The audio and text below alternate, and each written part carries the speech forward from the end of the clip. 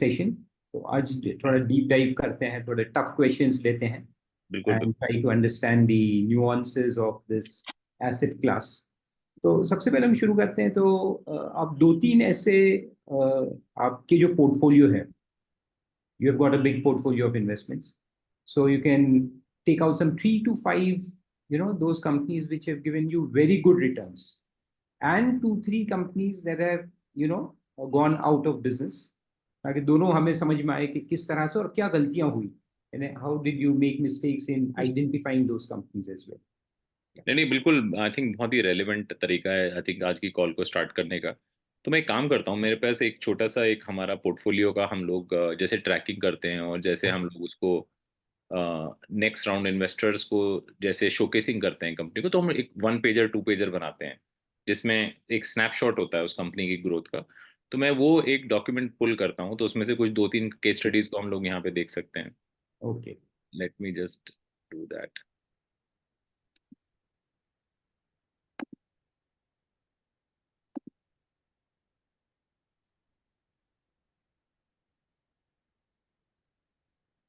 Can you see my screen? Yes, yes. Okay. So ये एक हमारा पोर्टफोलियो है फारूक भाई। और मतलब ये भी मैं अगर बात करूं टोटल नंबर्स में कुछ ऐसा दिखता है, 130 कंपनीज में हमने इन्वेस्ट किया है, टोटल मिला के करीब $32 million।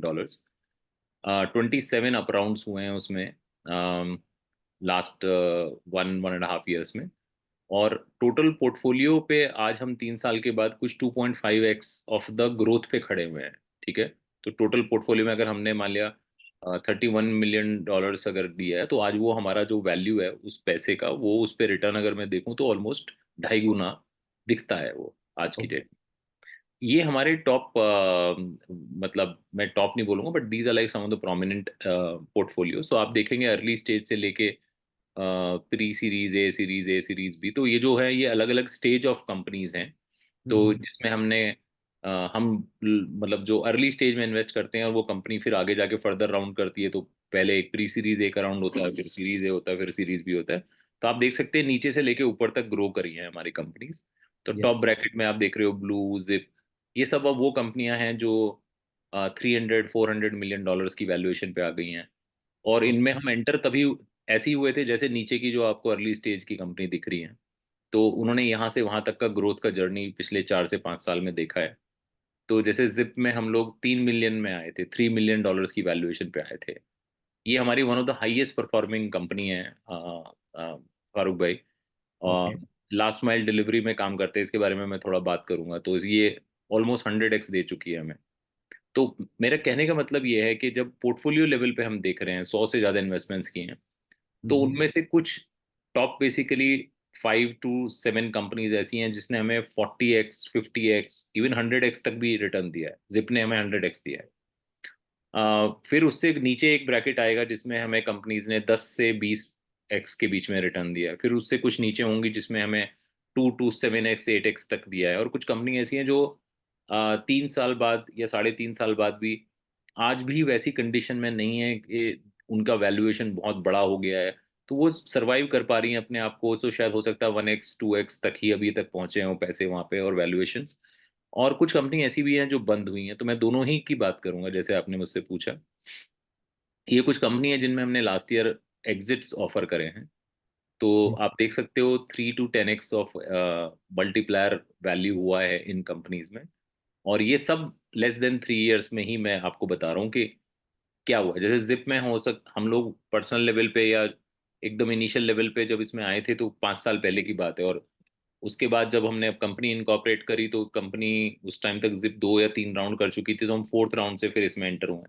तो मेरे पास वी फाउंडर सर्किल के इन्वेस्टर्स का पैसा 10x हुआ है, लेकिन जो हमारे साथ जिन्होंने पहले एडवाइस से इन्वेस्ट किया था एकदम इनिशियल राउंड में 5 साल पहले, उनका पैसा तो आज ऑलमोस्ट बेसिकली 70 80x 100x तक दिख रहा है वहां पे बढ़ता हुआ।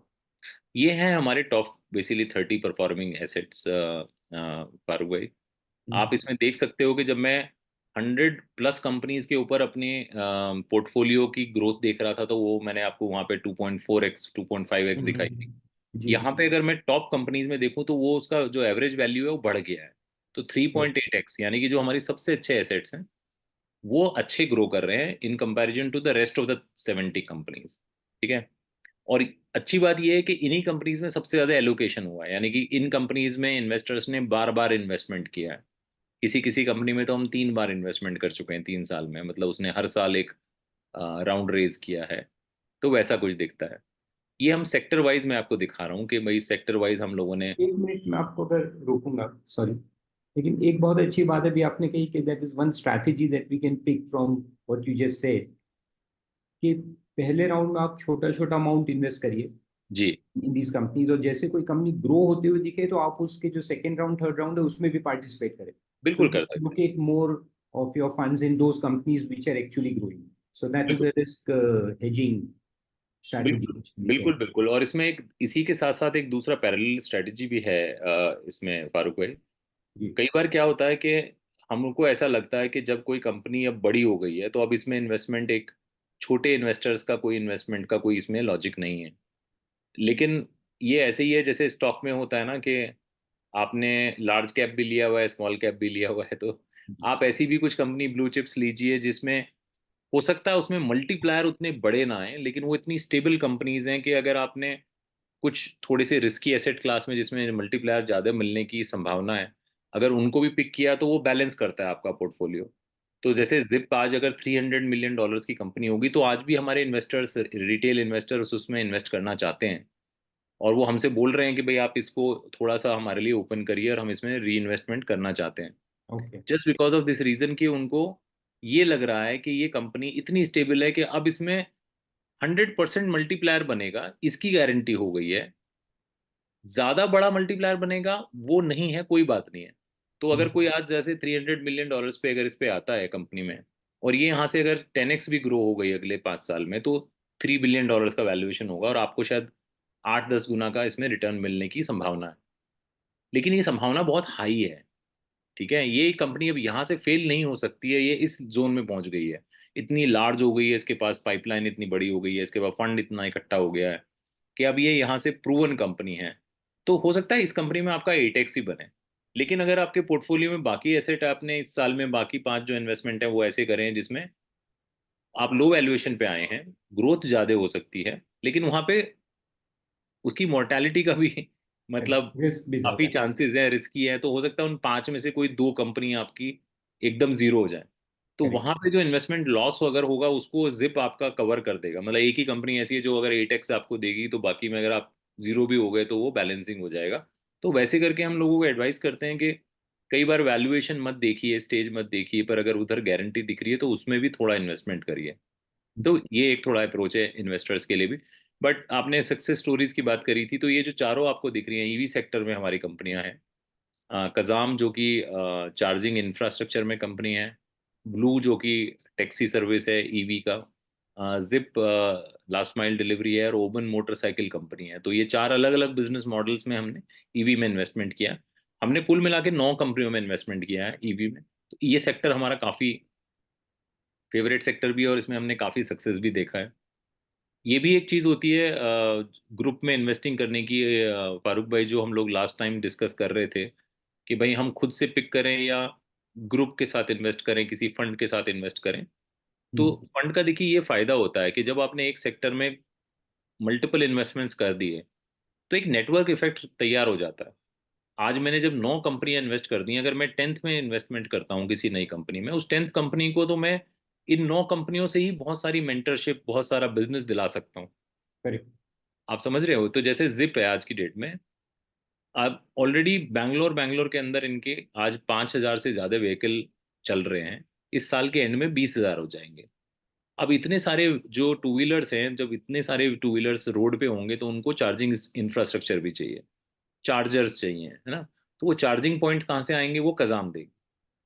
तो सोचो करेक्ट। कजाम के पास आज बैंगलोर में 4,000 चार्जिंग स्टेशन पॉइंट्स हैं, और जिप के पास आज 5,000 व्हीकल्स हैं जो कि 20,000 हो जाएंगे इस साल में। तो सोचो जिप और कजाम का कितना नेचुरल इंटीग्रेशन है कि जिप आज कजाम को बहुत सारा बिजनेस दे सकता है क्योंकि उसके व्हीकल चल रहे हैं तो उनको चार्जिंग स्टेशन पॉइंट चाहिए। करेक्ट। ठीक है। ऐसा इस तरह का मतलब सेम चीज ब्लू स्मार्ट की है कि ब्लू स्मार्ट आज जैसे ही बैंगलोर में उन्होंने लॉन्च किया, वो धीरे धीरे उबर और ओला के इतने साल के एक्सपीरियंस के बावजूद आज वो अपनी जगह बना पा रही है, लोग उसे पसंद कर रहे हैं इलेक्ट्रिक व्हीकल मोबिलिटी को। और ये यहाँ पे स्ट्रॉन्ग जितना होता चले जाएगा, उतना ये बिजनेस और दूसरे अपने नेचुरल ईवी पार्टनर्स को दे सकता है। और इसकी वजह से क्या होता है कि बहुत सारे नए जो फाउंडर्स हैं, जो इनको अपना रोल मॉडल मान के चल रहे हैं इन फाउंडर्स को, वो हमारे पास जल्दी आते हैं। उनको लगता है कि हमको इस इन्वेस्टमेंट नेटवर्क से पैसा लेना चाहिए, इन फंड से पैसा लेना चाहिए, क्योंकि यहाँ पे उनको पैसे के अलावा ये सारे फाउंडर्स भी मिलेंगे जो उनको बिजनेस देंगे, मेंटरिंग करेंगे, उनका उनको बहुत तेजी से ग्रो करा सकते हैं। और हम कोशिश ये करते हैं फारूक भाई कि इनके फाउंडर्स हमारी यंग कंपनीज में पैसे भी इन्वेस्ट करें, सिर्फ मेंटरिंग ना करें। तो ये सारे जितने भी आप नाम देख रहे हो, इनके सबके फाउंडर्स हमारे साथ आज की डेट में यंग कंपनीज डिस्कवर करने में भी हमें हेल्प करते हैं, सिलेक्शन कराने में भी हेल्प करते हैं, और फिर बाद में उन कंपनीज में इन्वेस्ट करके उन्हें ग्रो कराने में भी इन्वेस्ट फायदा करते हैं। तो ये बहुत ज़रूरी है कि आप अच्छे इस्टेब्लिश्ड फंड के साथ इन्वेस्ट करेंगे तो ये सब फायदा आपको नेचुरली मिलेगा। तो कज़ाम में मैं एक जैसे इसका मैं अगर सक्सेस स्टोरीज की बात करूं, तो इसमें इनके फर्स्ट राउंड में हम लोग एंटर किए थे सितंबर 21 में। ये ग्राफ जो बीच में वैल्यूएशन का यहाँ पे दिख रहा है, तो राउंड वन जो इनका हुआ था, तब इनकी वैल्यूएशन हार्डली 3 मिलियन थी, ठीक है। 3.5 मिलियन डॉलर्स के आसपास की इनकी वैल्यूएशन थी, 3.1 मिलियन डॉलर जो यहाँ पे हमने डेटा लिखा हुआ है। करंट वैल्यूएशन इनकी 15.11 जो यहाँ पे लिखी है, इससे भी ज़्यादा हो गई है, कि ये लोग 15 मिलियन वैल्यूएशन पे अभी एक 3 मिलियन का राउंड रेज कर रहे थे, जिसमें पिछले 5 महीने से ये ट्राई कर रहे थे कि राउंड हो जाए। और जैसा कि मार्केट कंडीशन है उसमें इन्हें टाइम लग रहा था, लेकिन पिछले 2 महीने के अंदर अंदर क्या हुआ है कि कुछ मार्केट सेंटिमेंट अच्छे हुए हैं, जैसे कैलेंडर ईयर चेंज हुआ है। तो आज इनके पास इंडिया और इंडिया के बाहर ग्लोबल इन्वेस्टर्स से जो कमिटमेंट कंफर्म हो गया है वो 6 मिलियन का हो गया है। तो जो राउंड 3 मिलियन का था वो डबल हो गया अचानक से, और वैल्यूएशन कंपनी की और ज़्यादा बढ़ गई है। तो ये मेरे ख्याल से कुछ 25 मिलियन के आसपास जाके कंपनी ये क्लोज करेगी ये वाला राउंड। तो आप इसमें देख सकते हो कि 2021 सितंबर में हम एंट्री किए थे। उसके उसके बाद हम लोगों ने जुलाई 2022 में फिर से इन्वेस्ट किया है, फिर नवंबर में हमने लास्ट ईयर इसमें तीसरी बार इन्वेस्टमेंट किया है। तो 2-3 राउंड हम इसमें पैसे डाल चुके हैं। जो लेफ्ट में आप ये बार देख रहे हो, एमएमआर जो लिखा हुआ है, वो मंथली रन रेट है। तो आप कंपनी का देख सकते हो कंटिन्यूसली ग्रो कर रही है, और वैल्यूएशन भी इसका ग्रो हुआ है, और इसमें बाकी भी बहुत बड़े इन्वेस्टर्स ने हमारे आने के बाद इसमें इन्वेस्टमेंट किया है। तो अवाना कैपिटल एक बहुत बड़ा वीसी फर्म है। जो नीचे लोगो ये दिख रहा है आपको अवाना कैपिटल के नीचे, ये पेट्रोनस का लोगो है, जो कि इंडोनेशिया में रिलायंस के इक्विवेलेंट बड़ी कंपनी है। वहाँ की सबसे बड़ी कंपनी है पेट्रोलियम ऑयल गैस में, और मल्टीपल बिजनेसेस करते हैं। तो उन्होंने भी इन्वेस्ट किया है इस कंपनी में, और ये उनको इंडोनेशिया में लॉन्च कर रहे हैं इस कंपनी को। ओके। तो कहने का मतलब ये है कि ये पिछले 2 साल 2.5 साल का ही बेसिकली ग्रोथ है इस कंपनी का, अगर मैं सच बताऊं तो आपको। और 2.5 साल में इस कंपनी ने हमें ऑलरेडी करीब लगभग 5 गुना का अ, एक वैल्यूएशन मल्टीप्लायर दे दिया है ये कंपनी। जब ये लोग आपके पास पहली बार आए थे जी। 21 में जैसे, तो आपने वो क्या चीज देख करके इसमें इन्वेस्ट किया था? What was that right tick mark? तो कपल ऑफ थिंग्स। मैं सच बताऊं तो उस टाइम ये रेवेन्यू कोई खास कर नहीं रहे थे, बहुत अर्ली इनका बस कुछ ही साइन अप हुए थे इनके। तो रेवेन्यू ऐसा नहीं था कि जिसकी बेसिस पे हमने इनमें इन्वेस्ट किया। तो पर हमें ये दिख रहा था इसमें कि भाई ये ग्रोइंग सेक्टर है, एडॉप्शन हमको ईवी का, क्योंकि हमने जिप और ब्लू स्मार्ट में इससे पहले इन्वेस्ट किया था। तो ओके। वो हमें उनकी ग्रोथ दिख रही थी, तो हमको लग रहा था कि जब अगर ऐसी कंपनियां और ज़्यादा आएंगी और ओवरऑल ईवी का सेगमेंट अगर बढ़ रहा है, तो लोग अगर चाहे उसे कमर्शियल यूज़ के लिए यूज़ करें ईवी को, या पर्सनल यूज़ के लिए यूज़ करें, अगर ईवी का अडॉप्शन अगर बढ़ने लगा, तो चार्जिंग स्टेशन तो एक नेचुरल चॉइस है। मतलब पेट्रोल पंप को रिप्लेस कर रहे हो आप एक तरह से, ठीक है। और ये क्योंकि डिजिटल टच पॉइंट है, क्योंकि ये पेट्रोल पंप जैसा बड़ा लार्ज इंफ्रा नहीं चाहिए इसमें। तो हमें ये भी मालूम था ये बिल्कुल वैसे काम ग्रोथ होएगी इसकी जैसे चार्जिंग पॉइंट हमारे मोबाइल चार्जर्स के होते हैं। तो आज आप देखो, आप किसी भी होटल में जाइए, किसी भी रेस्टोरेंट में जाइए, आप किसी भी पब्लिक प्लेस में जाइए, वो लोग भी अपने यहाँ पे चार्जिंग का एक स्टैंड लगाते हैं, ताकि कंज्यूमर को वो सुविधा मिल सके। आपको वो हर जगह दिखाई देगा, एयरप्लेन्स में लेके, और है ना, आपको आज की डेट में तो हर जगह मिल जाएगा आपको। तो हमें मालूम था कि ये भी कुछ वैसे ही ग्रो होगा, और ऐसे ही हुआ, मतलब फाइनली।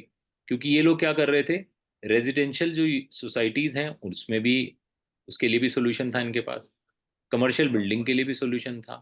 कोई इनका वेंडर बनना चाहे, आज ये संगीता मोबाइल जैसी, मतलब जो कि एक बहुत ही कहना चाहिए मोबाइल एसेसरीज की शॉप है और फेमस शॉप है इलेक्ट्रॉनिक्स की। जी जी। तो ये संगीता मोबाइल में भी अगर आप जाओगे तो आपको वहाँ पे कजाम का एक चार्जिंग स्टेशन का एक एक टच पॉइंट मिल जाएगा। तो ये प्रिडिक्शन ये उस टाइम कर पा रहे थे, ये लोग बता पा रहे थे बहुत अच्छे से कि ये बिजनेस कैसे ग्रो होगा। और हमको भी अपने असेसमेंट से लग रहा था कि हाँ, दिस इज द फ्यूचर, तो हमको इसमें जाना चाहिए। हमारे बस सवाल ये था कि मल्टीपल कंपनीज हमें अप्रोच कर रही थी, हमको बस ये ढूंढना था कि वो विनिंग टीम कौन सी है जो क्रैक कर देगी मार्केट को। तो हमने फाउंडर्स की पेडिग्री पे बहुत ज़्यादा ध्यान दिया था। और आज भी हम, मतलब क्योंकि अर्ली स्टेज में इन्वेस्ट करते हैं, तो हम ये देखते हैं कि यार फाउंडर्स के अंदर वो क्लैरिटी है कि नहीं है बिजनेस की, और उनका जो होमवर्क है, जो स्टडी है, जो इंसाइट है, वो कुछ अलग है क्या बाकी लोगों से। और तीसरा ये कि उनका अपना नेटवर्क कैसा है, क्या उनको बैकिंग मिलेगी कि नहीं मिलेगी, जब उन्हें वो परेशानी में आएंगे तो क्या वो रास्ता खोज पाएंगे कि नहीं खोज पाएंगे, लोग उनकी मदद करने आएंगे, वैसा नेटवर्क है क्या। तो जब कोई बड़े इंस्टीट्यूशन से आता है, जो हम बोलते हैं ना आईआईटी आईएम्स का फायदा क्या है, वो ऐसा नहीं है कि वो बहुत इंटेलिजेंट है, उनको फर्क ये पड़ता है कि वो ऐसे नेटवर्क से आए हैं कि वहाँ पे उनके पास एल्यूमिनाई नेटवर्क बहुत बड़ा होता है। तो ये दोनों ही फाउंडर, वैभव जो है वो आईआईटी रुड़की का है, और अक्षय जो है आईएम बैंगलोर से है। तो दोनों लोग मतलब आईआईटी आईएम के नेटवर्क से निकले हुए लोग हैं, तो और दोनों ने लार्ज बड़ी कंपनीज में जॉब भी किया हुआ है।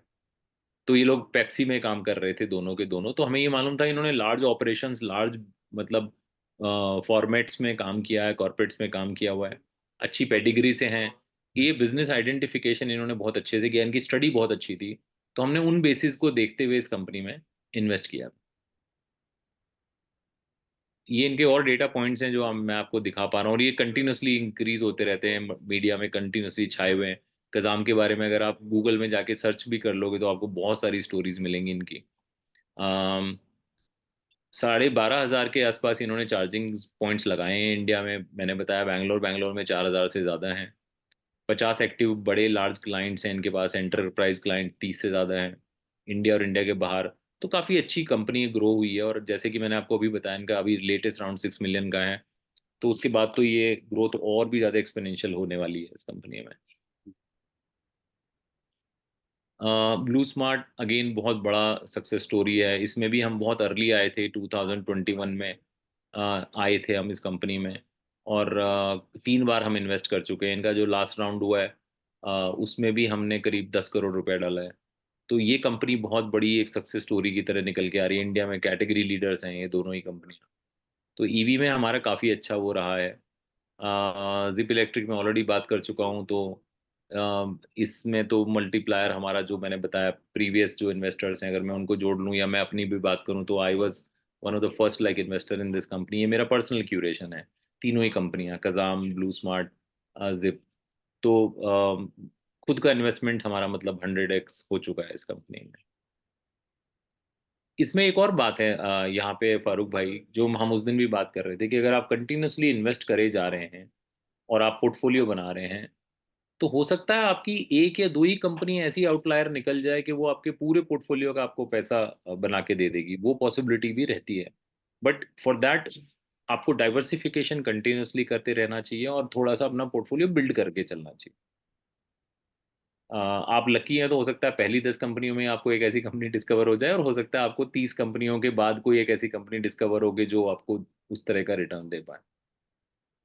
मैं एक दो कोई और सेक्टर की भी बात करता हूँ, मैं सारे ईवी सेक्टर बात कर रहा हूँ। तो ये सैस कंपनीज हैं, ये सप्लाई नोट अगेन एक अच्छा सक्सेस स्टोरी है। ये रेस्टोरेंट्स का सप्लाई चेन मैनेज करते हैं, vendor management, SaaS tech company है ये।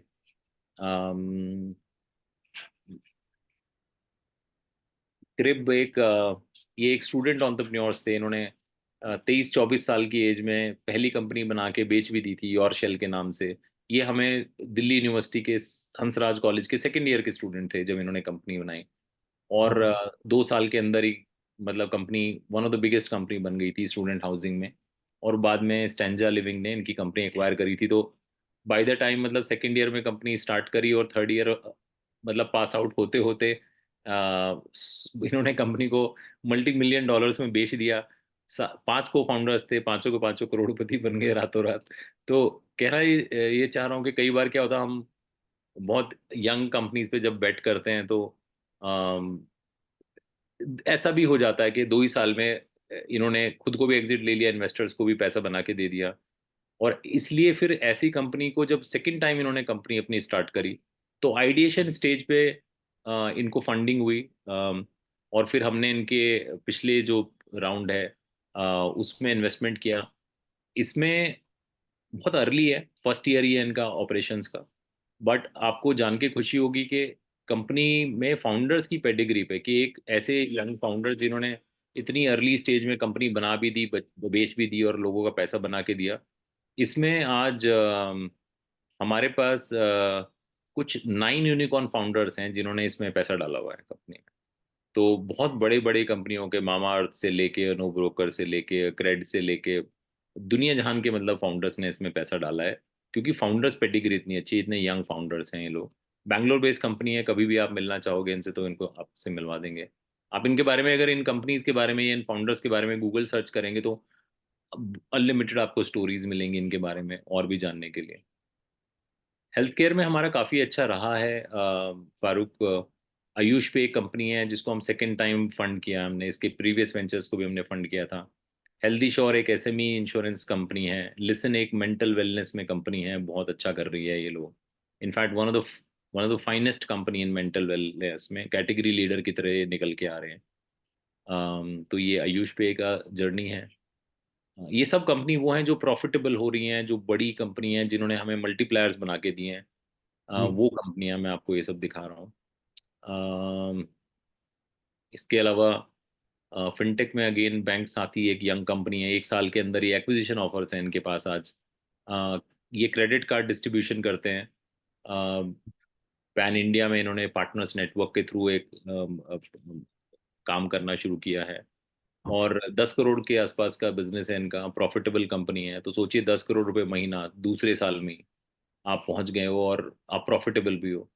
तो वैसी कंपनी है। वाईपे कार्ड अगेन एक स्टूडेंट फिनटेक कंपनी है। कॉइनएक्स एक क्रिप्टो टैक्सेशन कंपनी है। तो ये फिनटेक में अलग अलग बिजनेस मॉडल्स में जो हमने इन्वेस्टमेंट किया, 7 इन्वेस्टमेंट्स किए हमने ये फिनटेक में। तो ये सब हमारी सक्सेस स्टोरीज हैं कि बैंक साथी में तो 4x पैसा होता हुआ दिख रहा है हमें 1-1.5 साल के अंदर ही।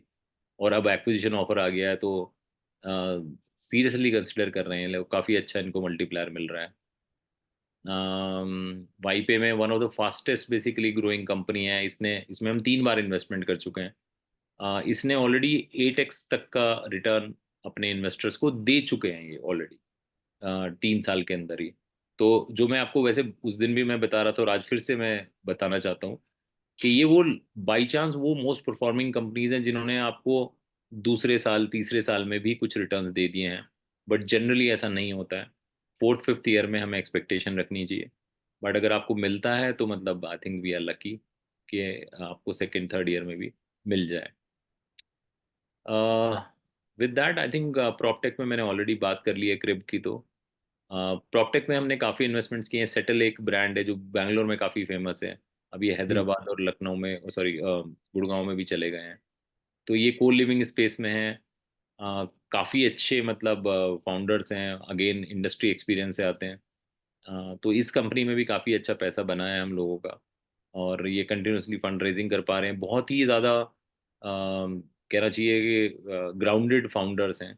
95% ऑक्यूपेंसी पे ये लोग अपना बिजनेस बिल्ड कर रहे हैं। कोविड में स्टार्ट हुए थे, तो कोविड में जब लोग को लिविंग बिजनेसेस बंद हो रहे थे तब इन्होंने ये चालू किया। और बहुत अच्छा बिजनेस ये ग्रो कर रहे हैं। इन किसी भी कंपनी के बारे में आप इंटरनेट पे, मैं चाहूँगा कि आप अपनी भी रिसर्च करें, आप देखें इनके बारे में, पढ़ें इनके फंडिंग राउंड्स, कौन लोग इनमें इन्वेस्ट कर रहे हैं, क्या ये किस तरह का बिजनेसेस कर रही हैं, वो सब आप देख सकते हो। स्टाइल वर्क्स बेसिकली इंडिया का one of the biggest aggregator है को वर्क स्पेस का। ठीक है, तो ये 60 सिटीज में करीब 600 से ज़्यादा ब्रांड्स को रिप्रेजेंट करते हैं। मल्टीपल लोकेशंस में अगर आपको कोवर्किंग स्पेस चाहिए तो ये कंपनी के थ्रू आप बेसिकली इनके प्लेटफॉर्म के through you can search. Enterprise solutions देते हैं ये लोग। तो जैसे अगर टीसीएस है, तो अगर टीसीएस को मान लिया इंडिया के 20 अलग अलग शहरों में अपने लिए फ्लेक्सिबल वर्क स्पेस चाहिए, तो they provide that kind of solution. Agritech में हम बहुत सक्सेसफुल हुए हैं। हैसा और ग्रोइट दो बड़ी कंपनी हैं जो हमारे यहाँ पे ग्रो हुई हैं। ग्रोइट एग्रीटेक में प्रोडक्टिविटी के ऊपर काम करते हैं कि आपका फार्म प्रोड्यूस ज़्यादा बढ़े, उसके लिए टेक्नोलॉजी कैसे यूज़ होनी है, वो सब चीज़ें करते हैं। ये इनके प्रोडक्ट्स हैं। ये शार्क टैंक में भी पैसा लेके आए थे लास्ट सीजन में। और इसमें पीयूष और नमिता दोनों ने इन्वेस्ट किया था इस कंपनी में। हैसा one of the biggest I think company है पूरे हिंदुस्तान में जो रूरल सप्लाई चेन पे काम करती है। Again basically one of the very star company of our portfolio. Government of India इनको शोकेस करती है दुनिया के हर फोरम पे, क्योंकि ये लोग एग्री टेक में बहुत बड़ा इन्होंने कंपनी बनाई है। तो ये भी हमारे लिए बहुत बड़ी स्टोरी है। अन्वेषण और नेस्ट्रूट ये कंज्यूमर टेक में मैं आपको, या consumer D to C brands में आपको ये कंपनी बोल रहा हूँ। अन्वेषण के प्रोडक्ट्स हैं ऑयल, घी, स्पाइसेस। ये आप मतलब खुद यूज भी करके देखिए कि क्या है। और अगेन बहुत बड़ी सक्सेस स्टोरी है। पर्सनल क्यूरेशन है मेरा। 3 साल पहले 10 लाख रुपए महीना का बिजनेस करते थे। आईआईटी गुवाहाटी से आए थे लोग, तीनों लोग। गोल्डमैन सैक्स में काम करते थे 2 साल। अम, वो 10 लाख रुपए महीने की कंपनी आज करीब 6 करोड़ से ज़्यादा महीने का रेवेन्यू करती है। तो अमेजिंग ग्रोथ हुई है इनकी, सिर्फ वैल्यूएशन नहीं पर रेवेन्यू में भी जो इन्होंने ग्रोथ किया है। मल्टीपल कंपनीज ने और बड़े वीसी फंड्स ने इसमें इन्वेस्ट किया हमारे बाद।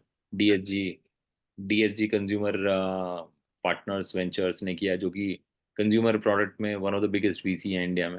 टाइटन कैपिटल जो स्नैपडील जो फाउंडर हैं कुणाल बहल, उनकी उनकी भी वेंचर फर्म है, उन्होंने इन्वेस्ट किया है इसमें। इसमें अभी अभी एक जापानीज इन्वेस्टर ने इन्वेस्ट किया है इस कंपनी में। बहुत बड़ी अच्छी सक्सेसफुल स्टोरी है ये। अम, मैं इसके फर्स्ट राउंड से इन्वेस्टमेंट हूँ, और जो जिन्होंने फर्स्ट राउंड में हमारे साथ इन्वेस्ट किया था उन इन्वेस्टर्स को इसने लास्ट क्वार्टर में 10x का रिटर्न ऑफर किया था। तो बहुत ही कम लोगों ने लिया है, क्योंकि सबको लग रहा है ये कंपनी अभी और ज़्यादा ग्रो करेगी। तो लोग, कई बार ऐसा होता है, आप बहुत क्वेश्चन पूछ रहे हैं कब रिटर्न मिलेगा, लेकिन जब मिलता है तो लोग लेते नहीं है। तो वो भी एक पैराडॉक्स है। नेस्टरूट अगेन आई थिंक ये भी लास्ट ईयर शार्क टैंक में पैसे लेके आए थे, नमिता ने इन्वेस्ट किया था इसमें। ये लोग टेबल वेयर में काम करते हैं, स्मॉल फर्नीचर्स में बात करते हैं। और सिंगल फाउंडर है, सोलो फाउंडर है, फीमेल फाउंडर। ये हमारे पास जब 2 साल पहले आए थे तो 30-35 लैक्स का बिजनेस करती थी महीने का, आज 1 करोड़ के आसपास करते हैं। उस टाइम भी प्रॉफिटेबल थे, आज भी प्रॉफिटेबल है। तो तब भी साल का 4 करोड़ के बिजनेस में 60 लाख का प्रॉफिट था।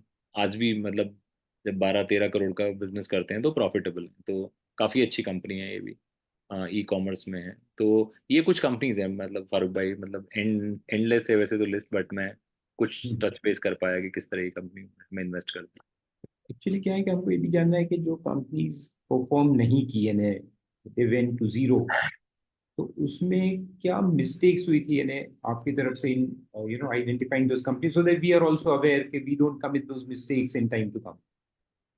देखिए, ये ना कांस्टेंट लर्निंग फेज है। मैं आपको बताऊं, हमारी एक कंपनी है जो काफ़ी, यहाँ पे जो ग्रुप में लोग हैं उन्होंने उसके बारे में सुना भी होगा, हो सकता है प्रोडक्ट भी यूज़ करें, और उन्होंने शार्क टैंक अगर वो फॉलो करते हैं तो जरूर बिल्कुल उसको याद होगा। फ्लैट हेड्स करके कंपनी है हमारी। जी। ठीक है। अब अगर मैं फ्लैट हेड्स को कंपेयर करूं किसी भी कंपनी से, हमने फ्लैट हेड्स और उसके जैसे ब्रांड्स में, मतलब जैसे मैं अन्वेषण की बात कर रहा था, दोनों सेम कैटेगरी के हैं, डी टू सी प्रोडक्ट्स हैं। एक ऑयल घी स्पाइसेस है और ऑनलाइन बेचता है, दूसरा जूते। तो फ्लैट हेड्स शू कंपनी थी। फ्लैट हेड्स के अगर प्रोडक्ट किसी ने भी यूज़ करे हैं ना, तो वो मतलब वो उनके हमेशा फैन ही बनेंगे। इतने अच्छे प्रोडक्ट में, मतलब हाई क्वालिटी, आप किसी भी ग्लोबल ब्रांड से कंपेयर कर सकते हो। और बहुत अच्छी फैन फॉलोइंग थी उनकी, उनका ब्रांड नेम बहुत बड़ा था। जो फाउंडर्स थे वो सेकंड टाइम फाउंडर्स थे, उनकी पिछली कंपनी को शॉप क्लूज ने खरीदा था। ओके। ठीक है। दोनों founders IIT Bombay, IIM Calcutta, IIM Bangalore. तो मतलब वो सारे टिक मार्क्स थे जो आप सोच सकते हो किसी कंपनी में होने चाहिए, कि भाई फाउंडर्स का कॉर्पोरेट एक्सपीरियंस 16-17 साल का, पहले एक कंपनी बना के बेच चुके थे, हम्म, अम, अ, खुद काफ़ी नॉलेजेबल हैं, प्रोडक्ट अच्छा है, ब्रांडिंग अच्छी है। अ, उनकी कंपनी में हमारे आने से पहले जोमेटो के को फाउंडर ने इन्वेस्टमेंट किया हुआ था, बेन कैपिटल में उनके, वो बेन कैपिटल में उन्होंने काफ़ी काम किया, तो बेन कैपिटल में उनके कुलीग्स ने इन्वेस्ट किया हुआ था उसमें। शॉप क्लूज जो उनकी पुरानी कंपनी को जो एक्वायर किया था, शॉप क्लूज के फाउंडर्स ने इन्वेस्ट किया हुआ था। मतलब उसमें सब कुछ ऐसा था जो एकदम पिक्चर परफेक्ट था, और जो आप जितनी भी विश लिस्ट कर सकते हो वो सारी ठीक थी। फिर भी वो कंपनी नहीं ग्रो कर पाई। उनकी हम्म, प्रोडक्ट अच्छा, पेडिग्री अच्छी, बैकर्स अच्छे, इन्वेस्टमेंट आप रेज कर पा रहे हो, सिर्फ इस बात की वजह से कि उन्होंने अपना ऑनलाइन बिजनेस चैनल के अलावा कोई दूसरा बिजनेस चैनल पे ध्यान ही नहीं दिया। और उनको ये लग रहा था कि हम कंटिन्यूअसली फंड रेज करते रहेंगे, और हम ये जो हमारा नेगेटिव कैश फ्लो आ रहा है, इसको हम धीरे धीरे आगे जाके कंट्रोल कर लेंगे, पर अभी तो ग्रोथ करते हैं। तो वो ग्रोथ कर रहे थे at the cost of negative cash flow. और उनको ये था कि ये क्योंकि 2021 में इन्वेस्टमेंट साइकिल बहुत हाई पे था, तो उनको लग रहा था कि हमारी जैसी पेडिग्री है और जिस तरह का हमारा ग्रोथ है और जिस तरह का ब्रांड नेम हमने क्रिएट कर दिया, हमें फंडिंग मिलती रहेगी।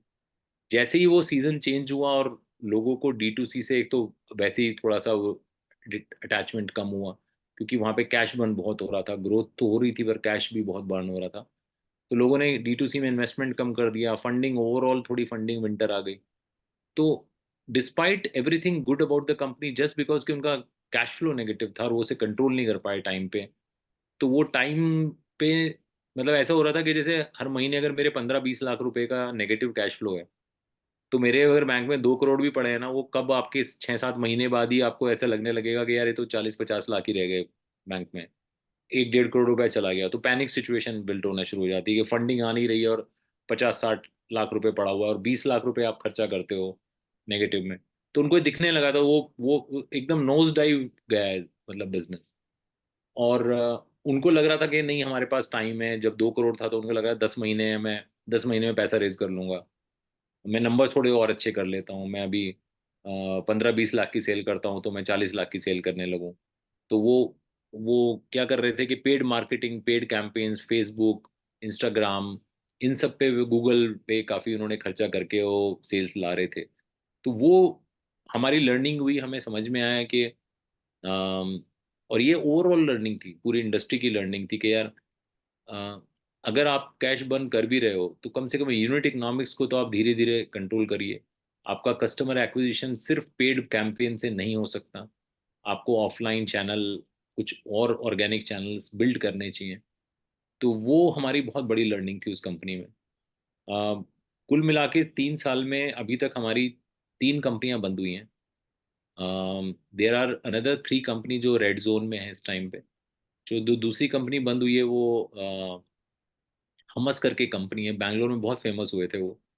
डायरेक्ट एग्री टेक में काम कर रहे थे, फार्मर से directly fresh fruit and vegetable लेके अगले दिन मॉर्निंग में वो उन्होंने स्टोर्स बनाए थे, बहुत ही अच्छे स्टोर्स थे उनके फ्रेश फ्रूट्स एंड वेजिटेबल के।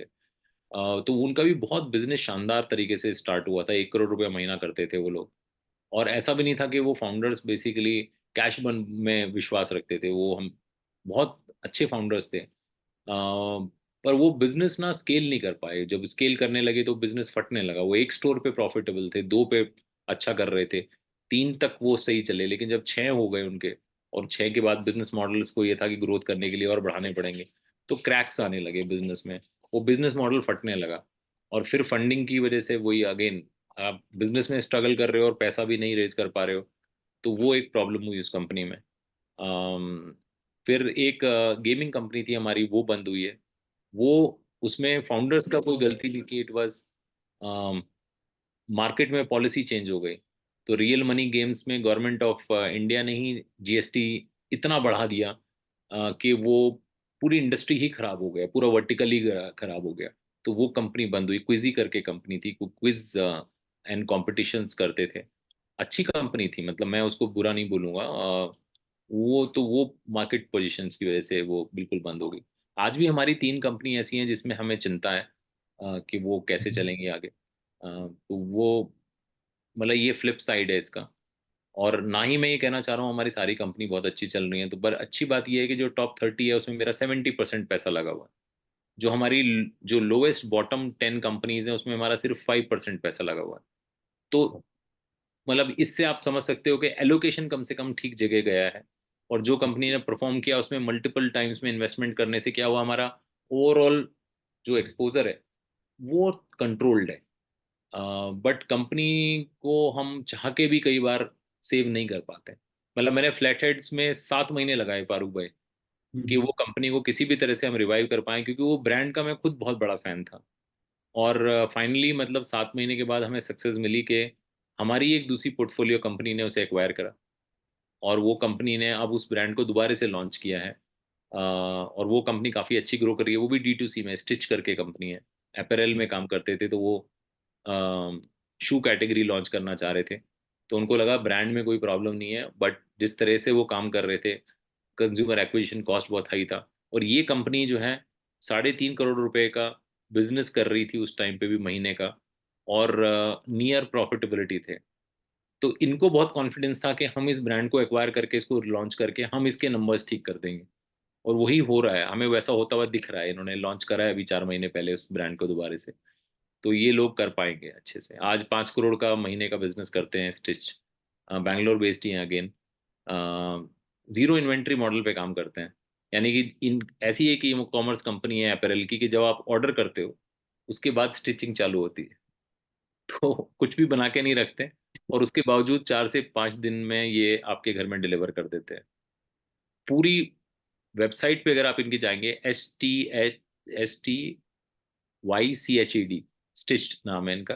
तो अगर आप इनकी वेबसाइट पे जाएंगे आपको बहुत ही अल्ट्रा फैशनेबल कपड़े मिलेंगे, ऐसे जैसे आपको मिंत्रा फ्लिपकार्ट में दिखते हैं। और एक भी कपड़ा इनका 1,000 रुपये से ऊपर नहीं है।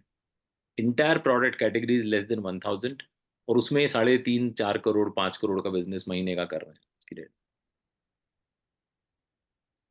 तो ये कुछ सक्सेस स्टोरीज भी है, फेलियर्स भी मैंने आपको बताए हैं। तो आपने बाइजूस में इन्वेस्ट नहीं किया? आ, मतलब नहीं किया आज तो, मतलब लगता है सही किया नहीं किया। लेकिन ये भी बायजूस। एग्जांपल जब अपने सामने आते हैं कि इतने, इट वाज अ डेकाकॉन, बल्कि 20 बिलियन के ऊपर उसका वैल्यूएशन 22 बिलियन तक गया था, and now it's back to almost zero. So what are the mistakes that they did and how we can learn from, you know, that as an investor? देखिए, कई बार क्या होता है ना कि इसमें ना ब्लेम सिर्फ बायजूस का नहीं। मैं अगर आपको सच बताऊं, मतलब ये मैं तो बहुत वोकल हूँ इसके बारे में, मैं बहुत खुल के बात करता हूँ इसमें। इट्स नॉट कि एवरी टाइम फाउंडर की गलती है। फाउंडर्स और इन्वेस्टर्स ना equally are to be blamed. हम इन्वेस्टर्स को भी ऐसा लगता नहीं, और ग्रोथ करो, कोई बात नहीं है, कैश बर्न हो रहा है, होने दो, और पैसा आ रहा है और फंडिंग आ रही है। हम लोग खुद ही वैल्यूएशन ड्राइव कर रहे हैं। और आज मैंने 50 करोड़ पे पैसा डाला है, कंपनी ने 200 करोड़ पे नेक्स्ट फाउंड रेज किया है, मैं खुश हो रहा हूँ उसमें। मैं ये नहीं देख रहा हूँ कि बिजनेस प्रिंसिपल्स ठीक नहीं है, कैश फ्लो ठीक नहीं है, जिस तरह से कंपनी ग्रो हो रही है, इनऑर्गेनिकली ग्रो हो रही है, पैसा लाए जा रहे हैं। एक स्टेज के बाद क्या होने लगा था कि कंपनी में नया इन्वेस्टर लाइन लगा के बैठा हुआ था। उनको लग रहा था इस कंपनी को मैं अपने पोर्टफोलियो में कैसे लेके आऊं। तो वो कोई भी प्राइस देने को तैयार थे उस कंपनी का एक छोटे सा हिस्सेदारी लेने के लिए। तो जब पैसा इतना आ रहा है तो मुझे पैसे को जस्टिफाई भी करना पड़ेगा। यानी कि तब मैं ग्रोथ ऐसे कर रहा हूँ जो मतलब मेरी नेचुरल ग्रोथ नहीं है। बायजूस को अगर आप देखोगे पिछले 5 साल में, तो one of the biggest acquirer है वो। उसने जितनी कंपनी एक्वायर करी है इतनी किसी और दूसरे स्टार्टअप ने शायद 5 साल में नहीं करी है। तो उनको यही हो रहा था कि जब पैसा ही आ गया और मुझे ग्रोथ ही दिखानी है, तो फिर इनऑर्गेनिक वे से आप ग्रोथ करोगे कि भाई कोई कंपनी अच्छी कर रही है, चलो इसको खरीद लो, इसके बिजनेस को भी अपने बिजनेस में मिला लो। तो वो मतलब वो आप अपने तो पूरा बिजनेस का प्रिंसिपल ही हिला दिया, और फिर आप ऐसी तरह से ग्रोथ करने की कोशिश कर रहे हो कि जहाँ पे आ, सिर्फ अपनी वैल्यूएशन को जस्टिफाई करने के लिए और उस इन्वेस्टमेंट को जस्टिफाई करने के लिए जो आपने ले लिया और जो खर्चा कर दिया है, कि आप फाइनेंशियल री इंजीनियरिंग करने में लग गए हो। आपने बड़ी से बड़ी फर्म्स को हायर कर लिया, उन्होंने बोला यार आप आप ऐसा ऐसा पिक्चर पेंट करो जो एकदम ऐसा लगे नए इन्वेस्टर को कि भाई मैं आके इन्वेस्ट करना चाहूंगा, और वो अंदर देख ही नहीं पा रहे हैं, किसी ने भी डीप डाइव करके नहीं देखा। उनकी biggest auditor firms, biggest consulting firms उनके साथ काम कर रही थी। तो लोगों को भरोसा इतना ज्यादा था ना कि यार जब इतने बड़े लोग इनके साथ काम कर रहे हैं, बिग फोर्स उनके साथ काम कर रहे थे, अगर उनकी कंप्लायंस रिपोर्ट आ रही है और उनकी अगर डीडी रिपोर्ट आ रही है, तो लोग आंख बंद करके विश्वास कर रहे थे। किसी ने देखा ही नहीं कि बिजनेस में हो क्या रहा है। तो I think it was a multiple factor, सिर्फ फाउंडर्स को दोष देना मेरे ख्याल से ठीक नहीं था उसमें। और ओवरऑल मार्केट को सबको झटका लगा है। जिन्होंने $10 बिलियन पे इन्वेस्ट किया है और आज कंपनी की वैल्यूएशन $1 बिलियन भी जस्टिफाई नहीं हो पा रही है, तो नुकसान तो सभी का हुआ है इसमें, गलती भी सबकी थी। तो आगे चलते हैं। तो next point, how do we identify the opportunities in the current market? अभी जो चीज जैसे हमको दिख रही है, जैसे आपने भी कहा कि EVs are hot pick today, hydrogen technology आने वाली है, तो do we see the technology side, is that more important, और द फाउंडर्स पेडिग्री जैसे आपने कहा वो भी इम्पोर्टेंट है? So what are the elements that we have to consider, different elements and put together so that we make a winning strategy? तो इसमें ना पर दो मतलब स्कूल ऑफ थॉट्स हैं। दो तरह के इन्वेस्टर्स हैं। एक इन्वेस्टर्स वो हैं जो ट्रेंड कैचर्स होते हैं, मतलब उनको लगता है ट्रेंड के साथ इन्वेस्टमेंट करो। हम्म। और एक इन्वेस्टर्स हैं जो बोलते हैं कि नहीं यार, मेरे को तो फंडामेंटल्स पे इन्वेस्टमेंट करना है। ठीक है। तो जैसे कुछ दिनों पहले ब्लॉकचेन एकदम बहुत हॉट था, आज ब्लॉकचेन पे कोई बात भी नहीं कर रहा है। क्रिप्टो एक टाइम पे बहुत हॉट था, अब क्रिप्टो पे कोई बात नहीं कर रहा है। तो जिस टाइम ब्लॉकचेन में एकदम ऐसा हो गया था कि अगर ब्लॉकचेन कंपनी या वेब 3 कंपनी में आपने इन्वेस्ट नहीं किया तो पता नहीं आप क्या लूज कर रहे हो, उस टाइम पे बहुत लोगों ने इन्वेस्टमेंट किया उसमें। उस टाइम बाकी जो इन्वेस्टर्स होते हैं जो फंडामेंटल्स पे इन्वेस्टमेंट करना चाहते हैं, उनके ऊपर प्रेशर बिल्ड होता है, उनके अपने इन्वेस्टर ही बिल्ड करते हैं प्रेशर। हमारे ही अपने इन्वेस्टर्स हमें बोल रहे थे यार आप क्रिप्टो में क्यों इन्वेस्ट नहीं कर रहे, वेब 3 की कंपनी लेके आओ, वेब 3 की नहीं ला रहे हो आप। हमें लगा कि यार हमारी जब समझ ही नहीं है उस सेक्टर की, तो मैं उसमें इन्वेस्टमेंट नहीं करना चाहूंगा। तो मेरा तो फंडामेंटल प्रिंसिपल ये था कि भाई या तो हम उस सेक्टर की इंटेलिजेंस डेवलप करें, कुछ सक्सेस स्टोरीज आए, कुछ तो मतलब ऐसा होना चाहिए कि कंट्रोल है। अगर वो सेक्टर अगर या वो कंपनी अगर हिलने लगी, तो हमारे पास जब समझ ही नहीं है तो हम उसकी हेल्प क्या कर पाएंगे? फिर तो मतलब बेंच पे बैठने वाली बात है कि भाई होप करो कि अच्छा हो जाए, नहीं हुआ तो फिर आप क्या करोगे उसमें। और अर्ली स्टेज में कंपनीज के डाई होने की वैसे ही बहुत चांसेस होते हैं। तो हमने नहीं किया। मतलब आज तक भी अगर आप पूछोगे तो हमने क्रिप्टो में सिर्फ एक इन्वेस्टमेंट किया है, और वो भी हमने क्रिप्टो के टैक्सेशन में इन्वेस्टमेंट किया है। जो क्रिप्टो में इन्वेस्टिंग करा रहे हैं उसमें इन्वेस्ट नहीं किया। हमने कहा इन्वेस्टमेंट चाहे आप कहीं पे कर लो, किसी को किसी भी प्लेटफॉर्म या एक्सचेंज में कर लो, लेकिन अगर आपका प्रॉफिट होगा तो आपको टैक्स तो भरना ही पड़ेगा। टैक्स कैलकुलेशन करने के लिए कोई सॉफ्टवेयर नहीं है। तो somebody who build that software, हमने उसमें इन्वेस्टमेंट किया और वो हमारा अच्छा इन्वेस्टमेंट है। अभी भी हमने उसमें दोबारा टॉपअप किया है और वो अच्छा जा रहा है। तो मेरा अपना कहना यही है कि कैलकुलेटेड रिस्क लें, बज वर्ड के ऊपर मत जाएं, फंडामेंटल्स पे इन्वेस्ट करें। जैसे एआई है फॉर एग्जांपल, आज का जो बज वर्ड है एआई है। तो एआई में भी हमने टाइम लिया, हमने एकदम नहीं ऐसे पागलों की तरह इन्वेस्टमेंट किया, we took some time. And जब एक हमारे इंटेलिजेंस भी थोड़ी डेवलप हुई उसमें, और मार्केट में भी ये समझ में आ गया कि every basically every one in the industry have really recognize it, okay, and acknowledge it के this is going to stay. और एआई अपने आप में कोई टेक्नोलॉजी नहीं है, एआई इज अ फ्रेमवर्क जो मल्टीपल यूज केसेस में हो रहा है। तो आप बैंकिंग में भी आज हो रहा है वो, लॉजिस्टिक्स में भी हो रहा है वो, फूड में भी हो रहा है वो, रिकमेंडेशंस में भी हो रहा है। सो उस तरह से हमें लगने लगा कि अगर एआई से कोई कंपनी या कोई बिजनेस अगर ड्राइव हो रहा है तो उसमें इन्वेस्ट करना चाहिए। तो हमने बहुत एक्टिवली पिछले 6 महीने में मल्टीपल एआई कंपनीज में इन्वेस्ट किया, और आगे भी हम करते रहेंगे। तो हमारा समझ तो मतलब अपना मैं थीसिस बता रहा हूँ मैं, कोई थीसिस वो नहीं बोल रहा हूँ।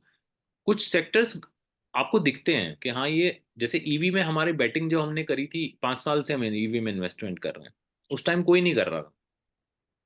तो वो एक कैलकुलेटेड एक हमारा अपना बेटिंग थी उस सेक्टर के ऊपर, ना कि हमें कंपनी से ज्यादा सेक्टर में भरोसा था कि ईवी आएगा तो ये टाइम जरूर लग सकता है, but it is going to be there, मतलब इसका कोई ऑल्टरनेट नहीं होएगा, है ना। तो हमें ये था कि जैसे सोलर को लेके काफी उस टाइम पे क्वेश्चन उठ रहे थे कि यार जैसे सोलर इंडस्ट्री कभी पिक ही नहीं कर पाई है, मतलब जिस तरह से हमने उसको प्रोजेक्ट किया था, और इतने लंबे समय तक गवर्नमेंट ने भी और प्राइवेट और पब्लिक दोनों तरफ से एफर्ट हुए, लेकिन वो उस लेवल पे नहीं पहुंच पाए जो सोचते थे उसके बारे में। तो सबको ये लग रहा था ईवी भी ऐसा ही है, हाइप ज्यादा है और एडॉप्शन कम होगा। बट हमने जितना स्टडी किया मार्केट को, और हमें लगा कि नहीं यार इसमें करना चाहिए। और हम कुछ लकी भी रहे कि कुछ अर्ली कंपनीज में जिसमें हमने इन्वेस्ट किया वो बहुत अच्छी बड़ी कंपनी बनने लगी 2-3 साल में। तो उसकी वजह से फिर वो नेचुरली वो नेटवर्क इफेक्ट बनता चला गया, और आज हम बहुत बड़े स्ट्रॉन्ग प्लेयर हैं उसमें। तो मेरे ख्याल से मुझे लगता है कि अगर आप उस सेक्टर से कन्विंस्ड हैं तो फिर मतलब काम आसान हो जाता है, बजाय ट्रेंड से ना मतलब इन्फ्लुएंस हो। भी थोड़ा सा टेक्निकल मैटर पे चलते हैं कि जैसे लोग अभी चाहेंगे कि इन्वेस्ट करें या at least they can start investing, तो इसका प्रोसीजर क्या है, यानी उसका केवाईसी वगैरह जैसे है, तो वो उसका टेक्निकल एंड लीगल प्रोसीजर क्या होता देखिए, गवर्नमेंट ऑफ इंडिया ने टेक्निकली जो इसके लिए एलिजिबिलिटी क्रिएट करी है उसमें कुछ चीज़ों में बहुत क्लैरिटी कर दी है, कुछ में वो अभी भी मतलब पॉलिसी या फ्रेमवर्क अभी बना रही है। तो एक तो बहुत उन्होंने बहुत क्लियर कर दिया है कि भाई आप इन्वेस्टिंग जो है रेगुलेटेड फंड्स के थ्रू करिए। आप डायरेक्ट जो इन्वेस्टमेंट करते हैं उस पर थोड़ा सा उनका सोचना ये है कि इसे धीरे धीरे बंद करेंगे हम, सिस्टमेटिकली वो उसको बंद करने के उसमें है। उनको ये है कि भाई आप प्रॉपर रिकग्नाइज्ड रेगुलेटेड फंड के थ्रू इन्वेस्टमेंट करिए, पहली बात। दूसरी बात उन्होंने ये करने की कोशिश करी है कि अवेयरनेस लेवल पे कुछ पॉलिसी उन्होंने अपनी इम्प्लीमेंट करी है, और वो पॉलिसी ड्राइव तभी कर पाएंगे, उन्हें पता है कि जब ये मैं मतलब 50,000 लोगों को कंप्लायंस बनाने से अच्छा है कि मैं जो 50 फंड्स हैं उनको कंप्लायंट बनाऊं। है? ठीक है। तो उन्होंने फंड्स के ऊपर काफी रेगुलेशंस डालने शुरू कर दिए हैं कि भाई हम जैसे आज रेगुलेटेड फंड हैं तो हमें अपने कंप्लायंसेस बहुत अच्छे से फॉलो करने पड़ेंगे, यानी कि जब हम किसी इन्वेस्टर को ऑनबोर्ड करें उसका प्रॉपर केवाईसी करें, उसकी फाइलिंग ठीक से करें, हर इन्वेस्टमेंट को हम लोग हर 3 महीने में उसकी एमआईएस क्रिएट करके रखें, हर साल में उसका ऑडिट कराएं। तो उन्होंने हमारे ऊपर ये सारे कंप्लायंसेस लगा दिए कि भाई अगर आपको फंड चलाना है तो आपको ये सारे काम करने पड़ेंगे। तो हम्म, जब हमें करने पड़ेंगे तो हम आगे फिर कंपनियों के लिए भी मतलब काफी केयरफुल हो गए हैं कि भाई किस तरह की कंपनी में इन्वेस्ट करें किस में ना करें। हम्म, इन्वेस्टर के पॉइंट ऑफ व्यू से उन्होंने इतना काम करा है। एक, उनको ये एंकरेज किया है कि रेगुलेटेड फंड से इन्वेस्टमेंट करिए। दूसरा ये बोला है कि आप 5 साल में 25 लाख रुपए इन्वेस्टमेंट करें तभी आए इस एसेट क्लास में। तो वहां पे भी उन्होंने ये गाइड करने की कोशिश करी है इन्वेस्टर को कि भाई ये asset class portfolio asset class है, तो आप इसमें सिस्टमेटिकली कंटिन्यूसली इन्वेस्टमेंट करने की अगर सोच रहे हो तभी आइए, नहीं तो मत आइए। तो वहां उन्होंने उसे प्रोटेक्ट किया है। तीसरा ये है मेरे ख्याल से टैक्सेशन एग्जम्पशन के ऊपर पे भी मतलब काफी ऊपर नीचे होता रहता है व्यू। बट वहां मुझे लगता है कि जैसे कैपिटल गेन टैक्स को उन्होंने थोड़ा सा इजी किया था यहाँ पे, कि अगर आप मान लिया प्रॉपर्टी में कैपिटल गेन टैक्स आपका बन रहा है तो उस पैसे को अगर आप स्टार्टअप में इन्वेस्ट कर देंगे तो वहां पे वो न्यूट्रलाइज होता है आपका। तो वो भी एक अच्छा एक पहल थी गवर्नमेंट की पॉलिसी लेवल पे। तो जो लोग वहां पे पैसे बना रहे हैं और उनको लग रहा है यार इस पैसे को कैपिटल गेन को हम कैसे करें, तो वो यहाँ पे इन्वेस्ट कर सकते हैं। बाकी जो एलिजिबिलिटी है मेरे ख्याल से, मैं इन्वेस्टर के पॉइंट ऑफ व्यू से ये बोलूंगा कि आज कम से कम ये ऐसा एसेट क्लास तो रिकॉग्नाइज हो चुका है फारूक भाई कि सीरियस एसेट क्लास है। ठीक है, रिस्की है yes, out of all the asset classes. उसी हिसाब से हम बोलते हैं कि इसमें आप अपना डिप्लॉयमेंट 20% से ज़्यादा मत करिए। तो मुझे लगता है अगर ये बेसिक फंडामेंटल के हाँ मैं पोर्टफोलियो इन्वेस्टमेंट करूँ, छोटा छोटा इन्वेस्टमेंट करूँ, उन सेक्टर्स में करूँ जिसकी मुझे समझ है या मेरा इंटरेस्ट है, मैं हर साल इन्वेस्टमेंट करने का सोचूं, 5 साल का होराइजन रखूं, 4 साल 5 साल का रिटर्न का एक्सपेक्टेशंस करूं, अगर ये बेसिक ठीक है तो मेरे ख्याल से फिर फंड के थ्रू इन्वेस्टमेंट करना और ये बेसिक प्रिंसिपल्स एंड हाइजीन को चेक करके चलें तो आई थिंक ये अच्छी एसेट क्लास है, मतलब बहुत वेल्थ है इसमें। Hmm. So if people start investing to invest, जैसे अपना ये है, तो उनको कोई डॉक्यूमेंट वगैरह साइन करना पड़ेगा, एग्रीमेंट्स एंड ऑल? इसमें क्या है, दो लेवल पे एग्रीमेंट्स हैं। एक है कि जब आप पहली बार ऑनबोर्ड होते हो फंड पे तो आपको अपने केवाईसी पूरा कंप्लीट करना पड़ता है, फंड का ऑनबोर्डिंग प्रोसेस है वो। ओके। लेकिन वो एक लाइफ टाइम के लिए वन टाइम है, आपने एक बार कर दिया काम खत्म हो गया। उसी टाइम पे वो आपसे एक कंट्रीब्यूशन एग्रीमेंट साइन कराती है वो वही कंसेंट है कि आप 25 लाख 5 साल में इन्वेस्ट करोगे, ये आपको इन्फॉर्म्ड आपका डिसीजन है। तो उसका भी वो एग्रीमेंट सेबी का कंप्लायंस है कि वो हर इन्वेस्टर से वो करवाते हैं। एंड ये what if they are not able to do it in 5 years? उसका कुछ लीगल कॉन्सिक्वेंसेस है या एज अ गाइडलाइन है? गाइडलाइन है, लीगल कॉन्सिक्वेंसेस कुछ नहीं है। उन्होंने, अगर आप सेबी की भी साइट पे जाके देखेंगे एआईएफ कैटेगरी 1 में, और वहां पे आप इसे पढ़ेंगे, तो वहां पे बहुत ही उन्होंने उसको वेग सा छोड़ा। उन्होंने बोला फंड मैनेजर कैन डिसाइड कि उसको क्या करना है उस केस में। यानी कि ओके। उन्होंने हमारे ऊपर छोड़ दिया है कि 5 साल में अगर कोई आदमी मान लिया 15 लाख कर पाया और 25 नहीं कर पाया, तो उस केस में क्या डिसीजन लेना है वो आप देख लीजिए। हम्म। तो जो फंड हैं सारे वो इस बात को लेके बहुत ही कॉन्शियस हैं कि भाई ऐसा तो है नहीं कि हम किसी के ऊपर पेनल्टी लगा देंगे या क्या कर देंगे। बट आई थिंक ये जरूर है कि अ, ऐसे केसेस में कोई ना कोई म्यूचुअल रास्ता निकलेगा कि भाई कैसे इसको हैंडल करा जाए। और वो हम्म। उस बात पे भी डिपेंड करता है कि कितने percentage of people will fall in that category. अगर आपके 90% लोग निकल ही जा रहे हैं उसमें से, 10% का ये प्रॉब्लम स्टेटमेंट है, तो फिर उस पे फिर उस तरह से आप कोई एक डिसीजन ले पाओगे। और यही देखना चाहता है, मतलब सेबी भी यही देखना चाहती है कि फंड मैनेजर्स ने इस बात को अगर ठीक से समझाया होगा तो ये सिचुएशन कम से कम होगी। करेक्ट। लेकिन अगर उसने इसको बिल्कुल हाइड करके रखा है, किसी को बता ही नहीं रहा है, कहीं छोटे में एस्टेरिक्स में कहीं बता रखा है, तो फिर तो लोगों को जब पता ही नहीं है तो फिर मतलब उसके लिए वो प्रिपेयर भी नहीं है। तो आपने लोगों को बस अंदर घुसा दिया और बताया है नहीं, तो वो फिर चांसेस वहाँ डिफॉल्ट में दिखेंगे कि भाई ये तो 40% कंपनीज या मतलब लोग ऐसे हैं जो कि सेम सिचुएशन में खड़े हैं। तो करेक्ट। वहां पे मेरे ख्याल से मुझे ऐसा लगता है कि सेबी का जो नजरिया है वो, अगर वो पेनलाइज भी करेगा तो फंड मैनेजर्स को ज्यादा करेगा बजाय एंड इन्वेस्टर्स कस्टमर को। इन्वेस्टर्स को। का तो प्रोटेक्ट वो करेगा, रिटेल इन्वेस्टर्स के ऊपर नहीं आएगा। Because it is a protection requirement and protection not a legal requirement, requirement. जी Yeah. जी जी, वही है। Yeah. So that's very good. So the next question is के एक मैं बस एक चीज और ऐड करना चाहता जी हूँ, आप जी क्योंकि पेपर वर्क की बात करी थी, तो ये first part of paper work है। उसके बाद जब आप इन्वेस्टिंग करते हैं तो आपसे डील बाय डील में जरूर हम आपसे एक टर्म शीट एक शेयर करते हैं, हम भी आपको टर्म्स बताते हैं उस डील के, और वो साइन करवाते हैं। तो फिर आपका जो कंसेंट है वो सिर्फ उस डील का है कि भाई इसमें आपने, जैसे आपने मुझे बोला कि भाई ये कल जो कंपनी आप देखने वाले हो, आपने बोला गेट्सअप मुझे अच्छी लग रही है और इसमें मैं 3 लाख रुपए इन्वेस्ट करना चाहता हूँ। तो मैं आपको कॉल फॉर मनी भेजने से पहले एक आपसे कंसेंट एक जरूर साइन कराऊंगा कि भाई क्या आप इस कंपनी में इन टर्म्स के बेसिस पे 3 लाख रुपए करना चाहते हैं। आप बोलोगे यस, तो मैं आपको कॉल फॉर मनी भेजूंगा, फिर आप पैसे ट्रांसफर करोगे। तो फिर आप डील बाय डील बस सिर्फ कंसेंट आप साइन करते हो, दैट्स इट, और कुछ नहीं है। और ये भी सिर्फ अपना जो एंजल फंड के थ्रू कर रहे हैं उसके अंदर है ये या एंजल फंड की मैं भी बात, इन्वेस्ट कर? हाँ हाँ, वीसी के अंदर तो ये रिक्वायरमेंट आई गई थी क्योंकि वीसी के अंदर नहीं आएगी, वहां पे वन टाइम ही बस वो रहता है। आ, और वहां पे तो आपका पैसा मैंडेटरली हर कंपनी में इन्वेस्ट होगा। करेक्ट। आपको वो टेंशन ही नहीं है कि भाई मैं कोई मिस कर गया हूँ अच्छी अपॉर्चुनिटी, आपको उसका बेनिफिट आपको मिल ही जाने वाला है।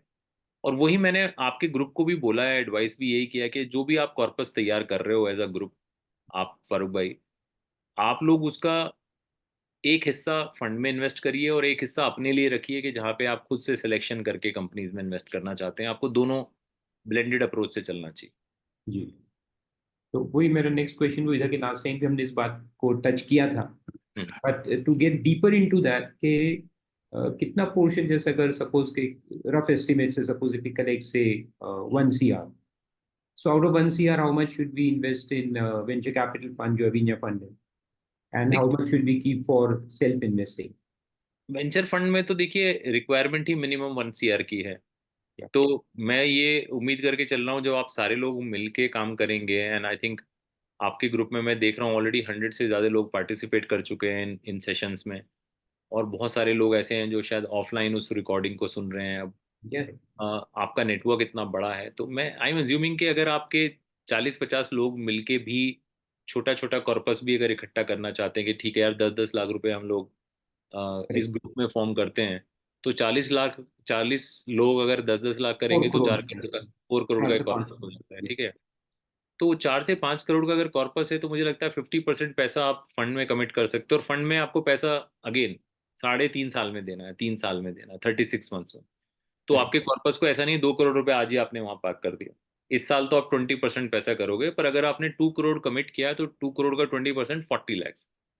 तो इस साल तो मतलब 40 लोगों का 1-1 लाख रुपए ही जाएगा उसमें, जी ठीक है ना। तो 40 लाख चला गया और आप फंड के एलपी भी बन गए।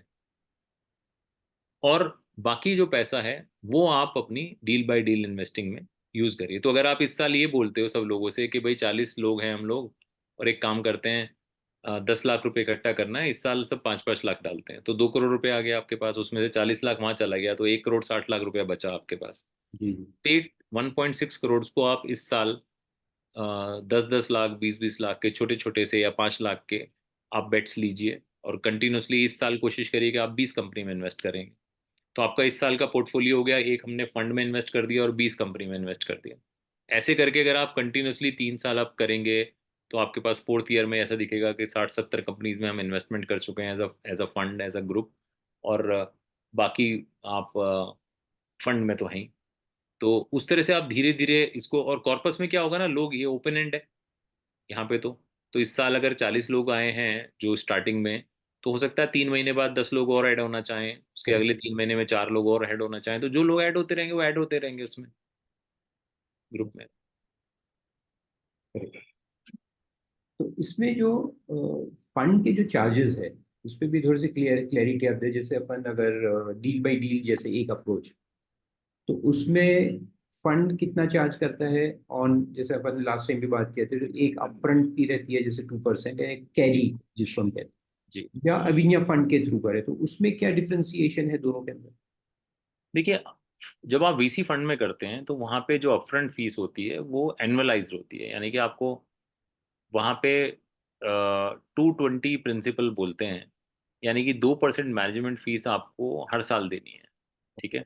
तो अगर आप 1 करोड़ कर रहे हैं और ये फंड 8 साल का है, तो अगले 7 साल आपको 2-2% जाएगा आपका।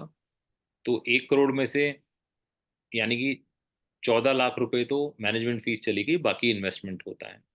लेकिन हमको जब वापस करना है तो मुझे आपको सारा पैसा वापस करना है, यानी कि मैं 1 करोड़ का प्रिंसिपल भी दूंगा और उसके ऊपर फिर आपको मैं आपको प्रॉफिट्स करके दूंगा, वो प्रॉमिस है, ठीक है। लेकिन जब हम, यानी कि वहां पे 2% एनुअलाइज आप फीस दे रहे हो मैनेजमेंट, जिससे कि ऑपरेशन कॉस्ट आते हैं, कंपनी अपना रन करेगी, सैलरीज, ऑफिस, ट्रैवल, जितना भी उसका खर्चा है वो सब, मार्केटिंग, प्रमोशन, ऑडिटर्स रखते हो आप अपना लीगल कंप्लायंसेस है ना, वो सब चीज़ें करते हो, तो वो उसका खर्चा है। जो एंजल फंड में इन्वेस्टिंग करते हैं वहाँ पे वन टाइम फीस होती है जो आप अपफ्रंट लेते हो। तो 2% मेरा जो जाएगा, अगर मैं जो अपने डील बाय डील में इन्वेस्टिंग करूंगा, तो वहाँ पे मेरा 2% जाएगा अपफ्रंट, ठीक है। और कैरी वहाँ पे वेरिएबल कैरी होती है, यानी कि किसी कंपनी में हमें लगता है कि हमें 14% कैरी लेनी चाहिए, किसी में हमें लगता है कि हमें 18% लेनी चाहिए, किसी में लगता है 12% लेनी चाहिए। तो वहाँ पे हम अलग अलग वेरिएबल कैरीज पे वो डील को ओपन करते हैं। तो आपका अपफ्रंट तो 2% जाएगा फीस। तो अगर आपने 10 लाख रुपए डाले तो 2% ऑफ 10 लैक्स इज 20,000 रुपीज, वो आपका एंट्री पॉइंट पे आपकी फीस गई है, जिसके बेसिस पे हम उस मैनेज करेंगे उसको, फिर अगले 5-10 साल जब तक भी एग्जिट नहीं मिलता वो हमें अकाउंट मैनेज करना पड़ेगा। करेक्ट। और जो कैरी है वो है at the time of exit, जब प्रॉफिट्स होंगे। तो आपके 10 लाख का अगर मान लिया 50 लाख बन गया, तो 40 लाख के ऊपर अगर मान लिया 15% वो कैरी था उस कंपनी में, तो जो आपका प्रॉफिट बना 40 लाख, उसका 15% हम फीस लेंगे और बाकी सारी आपके पास आएगी। तो वैसा होता है उसका जो मॉडल है, वन जो आप डील बाय डील इन्वेस्टिंग कर रहे हैं। और दूसरे केस में मैंने आपको So बताई दी। I'll just interrupt. So that 15% is only of the profit, not of the principal.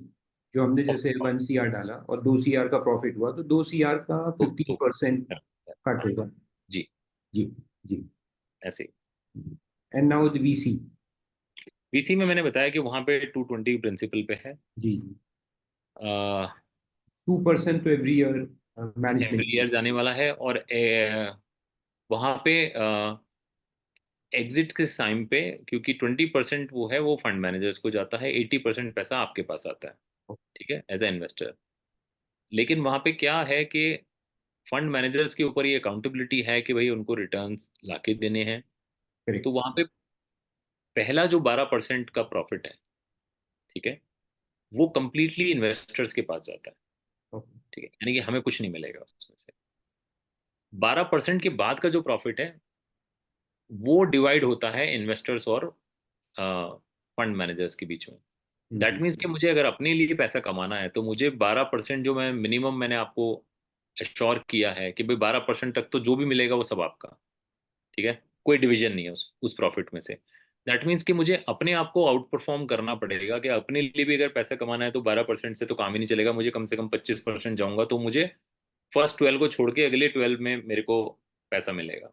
तो दैट मीन्स कि फंड मैनेजर्स का जो आईआरआर का जो कैलकुलेशन होता है और जो प्रॉमिस है वो इस बेसिस पे है कि वो अपने लिए भी अगर कुछ कमाना चाहेंगे तो उन्हें हमारा और आपका मतलब यानी कि एलपीज का और फंड मैनेजर्स का इंटरेस्ट अलाइंड है कि भाई जी। प्रॉफिट होगा तो फंड मैनेजर को कुछ मिलेगा, अगर प्रॉफिट वो नहीं कर पाया या कम कर पाया तो उसको कुछ नहीं मिलेगा, इन्वेस्टर को फिर भी मिल जाएगा। तो ये वहां पे है जो कैलकुलेशंस का जो मैंने आपको बताया। अब एक लास्ट सवाल मैं करता हूँ, and then we'll open the session for all the participants to ask questions. तो वो ये है कि अभी जो सिनारियो है, अभी जो हम देख रहे हैं, एक तो फंडिंग विंटर भी है, लेकिन अभी हम देख रहे हैं कि थोड़ा सा काफी इसमें वो आ रहा है, investments and all are picking up. या एटलीस्ट एक बात शुरू हो गई है स्टार्टअप्स के साथ, और एक वार्म फीलिंग अभी आ रही है। जी। तो इसका जो आगे 7-8 साल है जो हम देख रहे हैं, because if we enter year then we are seeing the next 8 years. जैसे मेरी खुद की जो स्टडी है और मैं देखते रहता हूँ कि this is the bottom of the pyramid, you can say, जहाँ पे हम जो लोएस्ट लेवल पे आ सकते थे वो हम है। और यहाँ से मुझे तो काफी अच्छा एक सिनारियो दिख रहा है। लेकिन आप इतने साल से इसमें है, तो आप कैसे देख रहे हैं इसको? देखिए मेरा ये मानना है कि कोई भी इन्वेस्टमेंट अगर होगा, या कोई भी इन्वेस्टमेंट एसेट क्लास आप पकड़ लो, आप रियल एस्टेट पकड़ लो, आप आप आप इक्विटीज पकड़ लो आप, है ना, या आप अब स्टार्टअप्स को भी मैं कंपेयर करूं, मैंने देखा है और आप लोगों ने भी अपने अपने जीवन में सब देखा होगा कि इन्वेस्टमेंट एसेट क्लास का अपना एक साइकिल होता है। तो रियल एस्टेट हमेशा हाई पे नहीं रहेगा, वो हाई पे जाएगा फिर लो पे आएगा, फिर बॉटम रॉक पे आ जाएगा, फिर दोबारा से सेंटिमेंट पिक होता है, फिर साइकिल ऊपर आती है। सेम चीज एक्विटीज में है ना, मार्केट है ना, बुल और बियर में साइकिल्स में चलता है। तो कोई भी एक कंडीशन कभी भी कांस्टेंट नहीं है। सेम चीज स्टार्टअप्स में है कि मैं मान के चलता हूँ कि यहाँ पे भी साइकिल्स का गेम है। तो 2021 22 बहुत हाई थे, 23 बहुत लो गया, 24 पे दोबारा से पिक होना शुरू हो गया है। तो मार्केट ऐसे ही चलने वाला है। तो अपना विजन कम से कम, इसीलिए हम बोलते हैं देखिए फंड की तो अपनी लाइफ साइकिल ही 8 साल की है। इन्वेस्टर्स को भी, एंजल इन्वेस्टर्स को भी अपना लाइफ साइकिल 8 से 10 साल का होराइजन मान के चलना चाहिए इस एसेट क्लास में। और डिस्पाइट द फैक्ट कि सारे के सारे इंडिकेटर्स इंडिया के फेवर में हैं, सारे, मतलब जो भी आप सोच सकते हो इस टाइम वर्ल्ड मार्केट में वो सब इंडिया को बेसिकली फोकस कर रहे हैं, सब पैसा यहीं पे आना चाहिए। पर फिर भी मैं मानता हूँ कि इसके अंदर भी आप ये मान के चलिए कि अगले 10 साल में भी शायद एक दो साइकिल ऐसी आएंगी कि अचानक से मार्केट बहुत ज़्यादा नीचे आएगा, लोग बहुत ज़्यादा केयरफुल हो जाएंगे। लेकिन देखिए लॉजिकली भी वैसे भी बताता हूँ, अगर 8 साल का लाइफ साइकिल है फंड का, तो पिछले 2 साल में फंडिंग विंटर चाहे भले ही बोली हो, लेकिन फंड्स ने अपने लिए सबसे पैसा जो ज़्यादा रेज किया अपने लिए, वीसी फंड्स ने, वो पिछले 2 साल में किया है। 2 साल में पैसा रेज कर लिया और डिप्लॉय नहीं किया उन्होंने। तो कब तक नहीं करेंगे, क्योंकि आपके पास तो एक टाइम पीरियड डिफाइंड है आपके फंड का, 8 साल। 8 साल में अगर आपको एग्जिट देना है तो आपको सारा पैसा इन्वेस्टमेंट 4 साल तक तो कर देना चाहिए, क्योंकि अगले 4 साल में आप उसे मेंटेन करोगे और उसमें से कुछ ग्रोथ होएगी और फिर तब तो आप एग्जिट ले पाओगे ना। तो आप कंपनी में जिसमें इन्वेस्ट कर रहे हो उसे उसे ग्रो होने के लिए भी तो टाइम देना पड़ेगा। इसलिए सारे इन्वेस्टर्स क्या करते हैं, जब वीसी फंड का क्लासिकल मॉडल ये है कि जो भी लाइफ साइकिल है आपके फंड का, उसके आधे में आपको पैसा डिप्लॉय कर देना चाहिए, ताकि अगले आधे में तो बस आप ये देखोगे कौन सबसे ज्यादा बड़ा विनर है, उसमें ज्यादा और पैसा लगा दोगे। तो आपका 50% पैसा आपका इनिशियल में डिप्लॉय होता है और 50% सिर्फ फॉलोअप में डिप्लॉय होता है। तो कंपनी ढूंढने के लिए अगर आपके पास 4 साल हैं और 2 साल आपने मान लिया ओवरऑल इन्वायरमेंट के हिसाब से रोक के पैसा रखा हुआ है, नहीं इन्वेस्ट किया, तो अगले 2 साल में तो आप बाई चांस, मतलब बाई डिफॉल्ट आपको करना ही पड़ेगा ना, तो आप और उल्टा प्रेशर हो गया। 4 साल के इन्वेस्टमेंट अब 2 साल में करने हैं मुझे। तो करेक्ट। आप खुद अंदाजा लगा सकते हो कि अगले 2 साल में क्या होने वाला है। तो 24 में ऑलरेडी दिखने लगा है हमें। इस साल के एंड तक आप जाते जाते देखना कि पागलपन हो जाएगा, और अगले साल तो फ्लड गेट खुलेगा। नॉट बिकॉज कि मार्केट का सेंटीमेंट कैसा है, क्योंकि आपने फंड रेज कर लिया है, आपके पास चांस ही नहीं है। मतलब मार्केट अच्छा हो ना हो, मार्केट में पैसा आएगा जिससे कि ओवरऑल, मतलब वही मैं बोल रहा हूँ साइकिल की जो बात है, कि एग्जैक्टली। ऑप्टिमिज्म आता है। जब पैसा आता है तो फिर वो ज्यादा लोगों को फंडिंग मिलेगी, ज्यादा लोग आगे बढ़ेंगे, तेजी जाएगी मार्केट में, तो वो होना ही होना है। Correct. So now anyone has any question?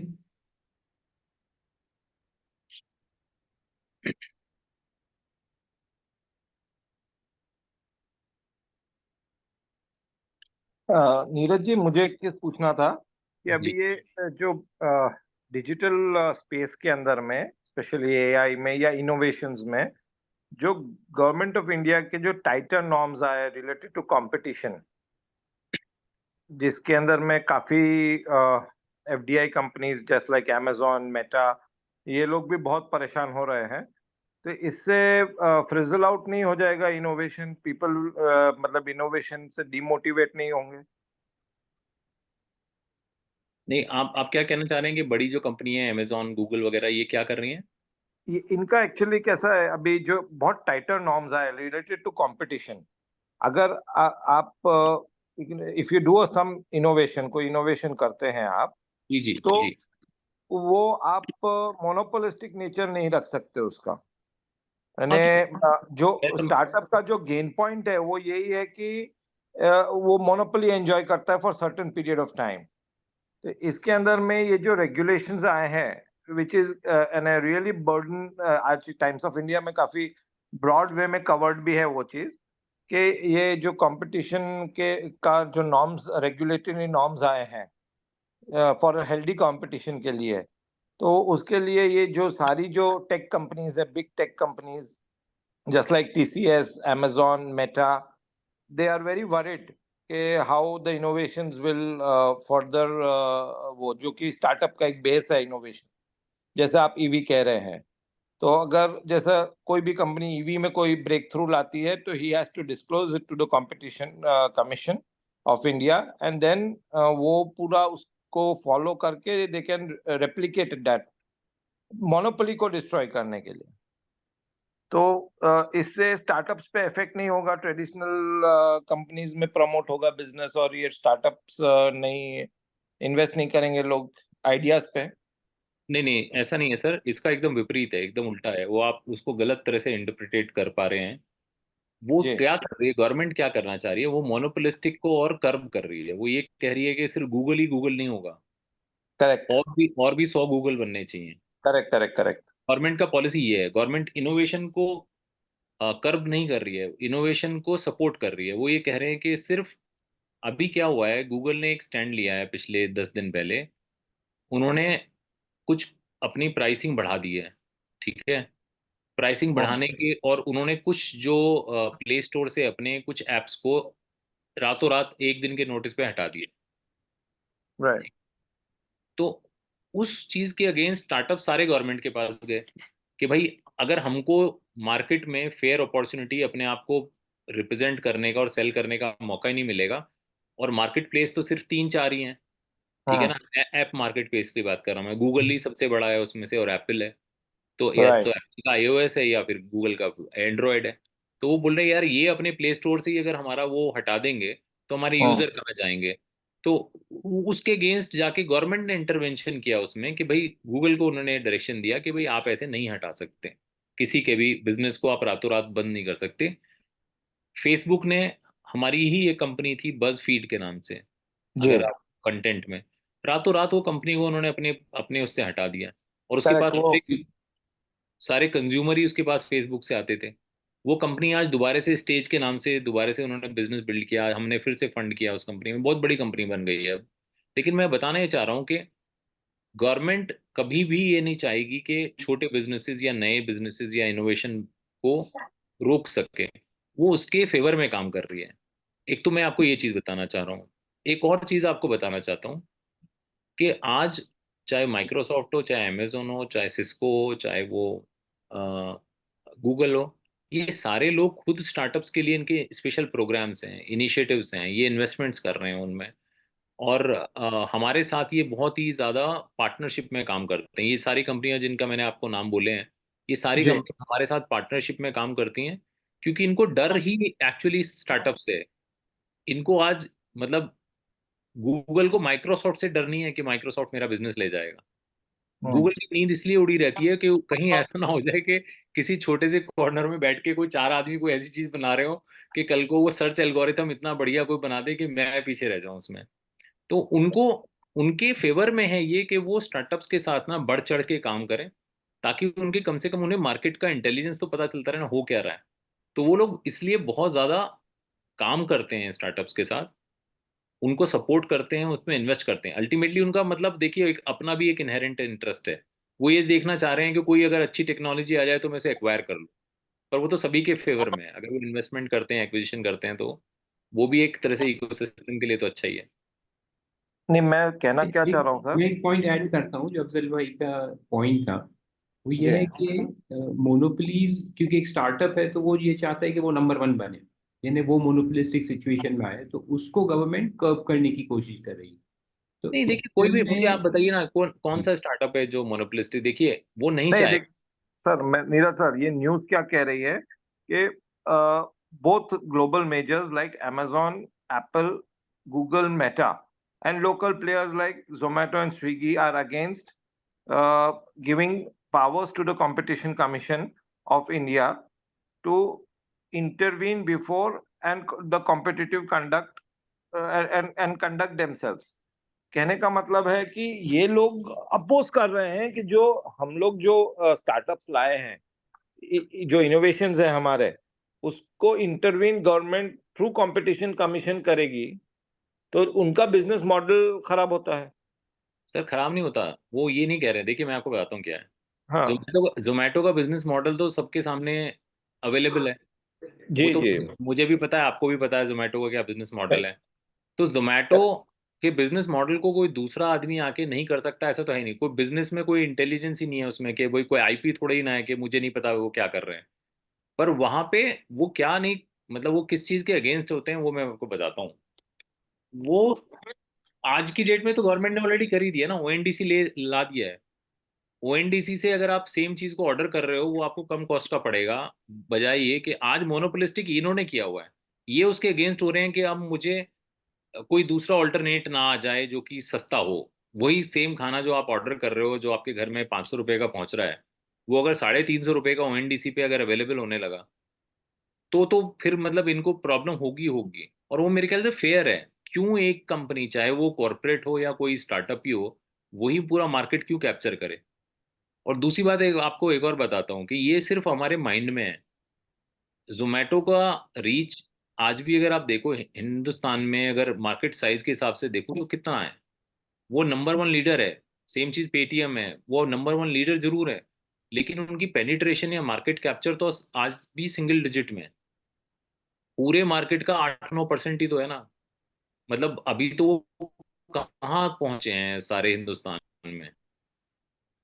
तो बड़ा मार्केट है, और वो मतलब ये रेजिस्ट जरूर करेंगे कि भी दूसरा ना आए, लेकिन गवर्नमेंट तो चाहेगी कि नए प्लेयर्स भी आए और उनको सपोर्ट मिले। जी। नहीं, वो एक्चुअल एक में क्या है कि जो कंपटीशन कमीशन का रोल है वो अब्यूज को रोकने के लिए है। तो जहाँ गूगल और मेटा और ये जो कंपटीशन को रोकते हैं फ्रॉम डेवलपिंग, तब ये कंपटीशन कमीशन इंटरफियर करता है और उसको, यानी जो स्टार्टअप्स है, यंग स्टार्टअप्स, उनको बचाता है कि मोनोपोलिस्टिक अब्यूज ना करे अपनी सिचुएशन को। मोनोपोली क्रिएट करना प्रॉब्लम नहीं है, abusing the monopolistic power, that is a problem. और इंडस्ट्री हमेशा ही कंप्लेन करती है कि आप इंटरफियर मत करो, don't interfere in the business of the startups. So that is a continuous thing and that is perennial, वो सालों से चल रहा है और आगे भी चलेगा। लाइसेंस राज से हम आए हैं और अभी यहाँ है, तो एक तरह नहीं का नहीं, लाइसेंस राज है जो वो तो क्रिएट करना कॉर्पोरेट चाहता है गवर्नमेंट। कॉर्पोरेट देखो ना, फारूक भाई, कॉर्पोरेट्स भी तो यही कर रहे हैं ना, वो कोई भी कॉर्पोरेट हो।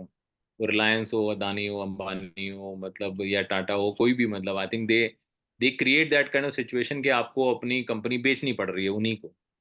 तो वो तो हो ही रहा है ना, जैसे बिग बाजार को पूरा का पूरा एक्वायर ही कर लिया ना उन लोगों ने। जब वो डायरेक्टली एक्विजिशन नहीं हो रहे थे तो उन्होंने दूसरी तरह से एक्विजिशन करना शुरू करा उसको। तो वो सारी स्टोरी हम सबके सामने ही है कि क्या हुआ है उसमें। और ऐसे ही वो बाकी चीजों में भी करते ही हैं। बड़ा कॉर्पोरेट तो मतलब अपनी मसल पावर को यूज करता ही है ना। तो जियो ने आके जब जिस तरह से टेलीकॉम पे सबसे लास्ट एंट्री थी और आज वो कहाँ है वो सबको पता है। तो आई थिंक वो यूज करते ही हैं अपनी मसल पावर को, बट आई थिंक गवर्नमेंट का काम यही है इंटरवीन करके फेयर अपॉर्चुनिटीज क्रिएट करना, और सब कुछ मेन स्टार्टअप के फेवर में है। मेन प्रॉब्लम तो actually startup sorry competition commission वाला नहीं है, लेकिन जैसे आपने एक केस अभी बताया कि जिसमें गेमिंग को ही बैन कर दिया या उस पे एक्स्ट्रॉर्डनरी जीएसटी लगा दिया। Those are the more problematic interventions by the government which really hampers the startups. जी जी जी। और वो थोड़ा ये नहीं। VC फंडिंग का भी जो अभी न्यूज आ रहा है, 63% लास्ट ईयर से ईयर ऑन ईयर डिप्लीट होते जा रहा है। फ्रॉम 25 ऑड बिलियन से अभी 9.6 बिलियन पे आ गया है। जी बिल्कुल सही है। और नीचे जाने का रहेगा तो फिर कैसा, मतलब अगर फंडिंग इतना कम VC फंडिंग हो रहा है जबकि ईयर ऑन ईयर बढ़ना चाहिए, तो क्या लोग अपना विश्वास स्टार्टअप्स में खो रहे हैं, या लोग अपना पैसा सर डालने में ये हिचकिचा रहे हैं? नहीं, मैं वही आपको बता रहा था सर, देखिए कितनी अजीब बात है। ये वीसी जो फंडिंग का है, ये आधी स्टोरी बता रहे हैं। ये बता रहे हैं कि वीसीज ने पैसा मार्केट में लगाया कितना, वो ड्रॉप हुआ है। $25 बिलियन से $9 बिलियन आ गया। बिल्कुल सही कह रहे हो आप, 63% पैसा कम लगाया है। पर उन्होंने अपने आप कितना रेज किया है वो नहीं जी बता रहे। वो इसी साल में जिस साल का आप नंबर दे रहे हो, उसी साल में उन्होंने पिछले साल से ज्यादा पैसा रेज किया है। यानी कि वीसी ने अपने लिए पैसा रेज कर लिया, जी। उसे मार्केट में कम लगाया है, तो वो अपने पास होल्ड करके बैठा हुआ है। अब होल्ड कितने दिन तक करेगा, यही मैं बस आपको बताने की कोशिश कर रहा था कि अगर मेरे पास 8 ही साल हैं उस पैसे को डिप्लॉय करके, उसे ग्रो करके और एग्जिट देने में, तो मैंने अगर 1 साल अगर होल्ड भी कर लिया पैसा, मैं इस साल थोड़ा मार्केट कंडीशन उसको लेके रुक गया हूँ कि भाई थोड़ा केयरफुली इन्वेस्ट करते हैं, तो मैं 1 साल कर लिया, एक और साल भी कर लूंगा, तो तीसरे साल तो इतना माउंट हो जाएगा प्रेशर कि आपको पैसा डिप्लॉय करके, भाई इन्वेस्टर ने किस किस लिए पैसा दिया था वीसी फंड को, कि भाई इसको पैसे को लगा के मुझे ज्यादा मल्टीप्लायर बना के दे। वो कोई नहीं सर, एफडी। मेरा मेरा मैं समझ गया सर। मेरा ये कहना है कि इनको कोई स्टार्टअप्स अच्छे नहीं मिल रहे डिप्लॉय करने को, या क्या बात है, क्यों नहीं लगा रहे? पैसा सर खुला रखना और हाँ जी। उस पे लॉसेस अक्यूमुलेट करना अपने खुद के। इट इज जो भी है, आज इन्वेस्टर का इंटरेस्ट लग रहा है, जो भी लग रहा है, तो आज इन्वेस्टर को तो अपने घर से पैसे चले गया ना। अब इसी के पास पड़ा हो, चाहे वो कैश पाइल पे बैठा हो, जी उसको जी। स्टार्टअप्स मिल नहीं रहे हैं क्या लगाने के लिए पैसे।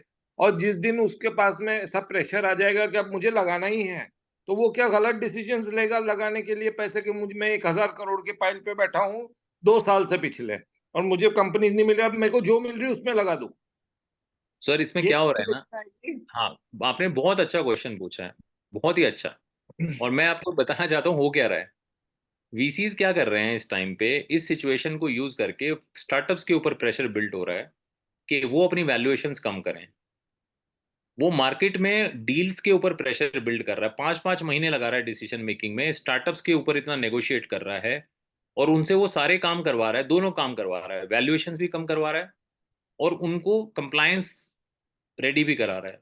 पहले जैसे आंख बंद करके पैसा डाल रहा था, वैसे आंख बंद करके नहीं डाल रहा है। वो इस सिचुएशन को यूज कर रहा है अपना घर ठीक करने के लिए भी और स्टार्टअप का घर ठीक करने के लिए भी। तो जैसे मैंने अभी आपको एग्जांपल बोला कि कैश फ्लो नेगेटिव जा रही है और फिर भी पागलों की तरह पैसा आ रहा है, बोले नहीं ग्रोथ करो ग्रोथ करो, है ना, प्रॉफिटेबिलिटी कर लेंगे आराम से। अब वो जी नहीं हो रहा है, अब वो इनको ऊपर प्रेशर डाल रहा है, नहीं तुम कम पैसे में पहले मुझे प्रॉफिटेबिलिटी ला के दिखाओ, मैं तुम्हें अभी पैसा नहीं डालूंगा या मैं थोड़ा पैसा डालूंगा। पहले अगर जी 5 करोड़ डाल रहा था तो अभी बोल रहा नहीं, अभी 1 करोड़ डालूंगा, इससे तुम मुझे पॉइंट A से पॉइंट B तक जाके दिखाओ। जिस दिन जी। वहां पहुंच जाओगे उस दिन मैं तुम्हें दूसरा पैसा डाल दूंगा। तो वो क्या हो रहा है, वो एक तरह से मार्केट की में ना करेक्शन हो रहा है इस टाइम पे। करेक्शन हो रहा है इन्वेस्टमेंट की थीसिस पे, इन्वेस्टमेंट के तरीके पे, और वैल्यूएशंस पे, और फाउंडर्स के काम करने के तरीके पे। तो हम जैसे मैं इन्वेस्टर्स हूँ आज, तो हम लोग इस सिचुएशन का फायदा ही उठा रहे हैं। तो ये इंडस्ट्री के फेवर में जो हो रहा है, ऐसा नहीं है कि एकदम से आज उन्होंने डील को स्काउट करना बंद कर दिया, शॉर्टलिस्ट कर, सबने अपने पाइपलाइन बना के रखे हुए हैं, उन्हें पता है मुझे किस कंपनी में इन्वेस्ट करना है, वो कंपनी के साथ ऑलरेडी एंगेजमेंट में है, लेकिन वो एकदम से पागलों की तरह पैसा नहीं दे रहा उसे। जी। अच्छा, ईवी जो आपने ईवी का कहा कि ईवी चार्जिंग स्टेशन एक्सपेंशन हो रहा है बैंगलोर सिटी में, आपने कोई कंपनी भी बताया, I am not remembering the name, तो उसकी प्रॉफिटेबिलिटी क्या है? Is his books in profit? देखिए, कोई भी ग्रोइंग बिजनेस में पहले 4 से 5 साल लग जाते हैं उसमें प्रॉफिटेबिलिटी सिचुएशन में लाने में, क्योंकि वो कंटिन्यूअसली आप उसे ग्रोथ कर रहे हो। जैसे अगर मैं चार्जिंग स्टेशन वाली कंपनी की बात करूं, कजाम नाम है उनका। जी, कजाम, हाँ। अब कजाम को अगर प्रॉफिटेबल होना है तो वो ये काम कर सकते हैं कि भाई बैंगलोर में एक बार मेरे 4,000 वर्क स्टेशन बन गए, पहले इन्हें प्रॉफिटेबल बनाते हैं, 4 से 5 हज़ार पे नहीं जाएंगे अब। एक तरीका ये हो सकता है बिजनेस करने का। दूसरा तरीका हो सकता है कि भाई हम बैंगलोर में 4,000 हो गए और पूरे रेस्ट ऑफ इंडिया में सिर्फ 8,000 हैं, अब अलग अलग सिटीज में जाओ और सब जगह मार्केट कैप्चर करना शुरू करो। जब आपका प्रोडक्ट मार्केट फिट हो गया और आपको दिख रहा है फ्यूचर ग्रोथ आ रही है, तो तुम पहले अर्ली मूवर होके मार्केट कैप्चर करना शुरू करो। तो अगर ये कंटिन्यूअसली ग्रो ही होते रहेंगे कि भाई अब अगर मेरा ये हो गया तो पुणे चलो, पुणे हो गया तो हैदराबाद में चलो, हैदराबाद हो गया तो 4 और सिटीज में जाओ, अगर उस ग्रोथ से करेंगे तो कंटिन्यूअसली इनके पास ना पैसे की रिक्वायरमेंट होगी और प्रॉफिटेबिलिटी तो कभी आएगी ही नहीं 4 साल में। क्योंकि आप जी, तो जितना पैसा मार्केट में, मतलब आप 4,000 पे रुक जाते और इसे स्टेबलाइज करके इसे प्रॉफिटेबल करने की कोशिश करते, वैसे ना करके आपने क्या किया, 4,000 के 12,000 कर दिए और 12,000 के जी। बाद 20,000 कर दिए, या अब आप नई टेरिटरी में, आप इंडोनेशिया में भी घुस गए है ना। तो कहने का मतलब ये है कि ग्रोथ हो रही है तो प्रॉफिटेबिलिटी आने में टाइम लग जाएगा, लेकिन यूनिट इकोनॉमिक्स पे आप प्रॉफिटेबल हो क्या? क्या आपने जितना पैसा एक चार्जिंग वर्क स्टेशन को लगाने में लगाया था, वहां पे आपको ऐसा दिख रहा है कि हाँ 12 महीने बाद 13वें महीने पे आके ये चार्जिंग स्टेशन तो प्रॉफिटेबल हो जाएगा, और हर नया जो मैं खोल रहा हूँ वो हर 14वें महीने में जाके प्रॉफिटेबल हो जाएगा।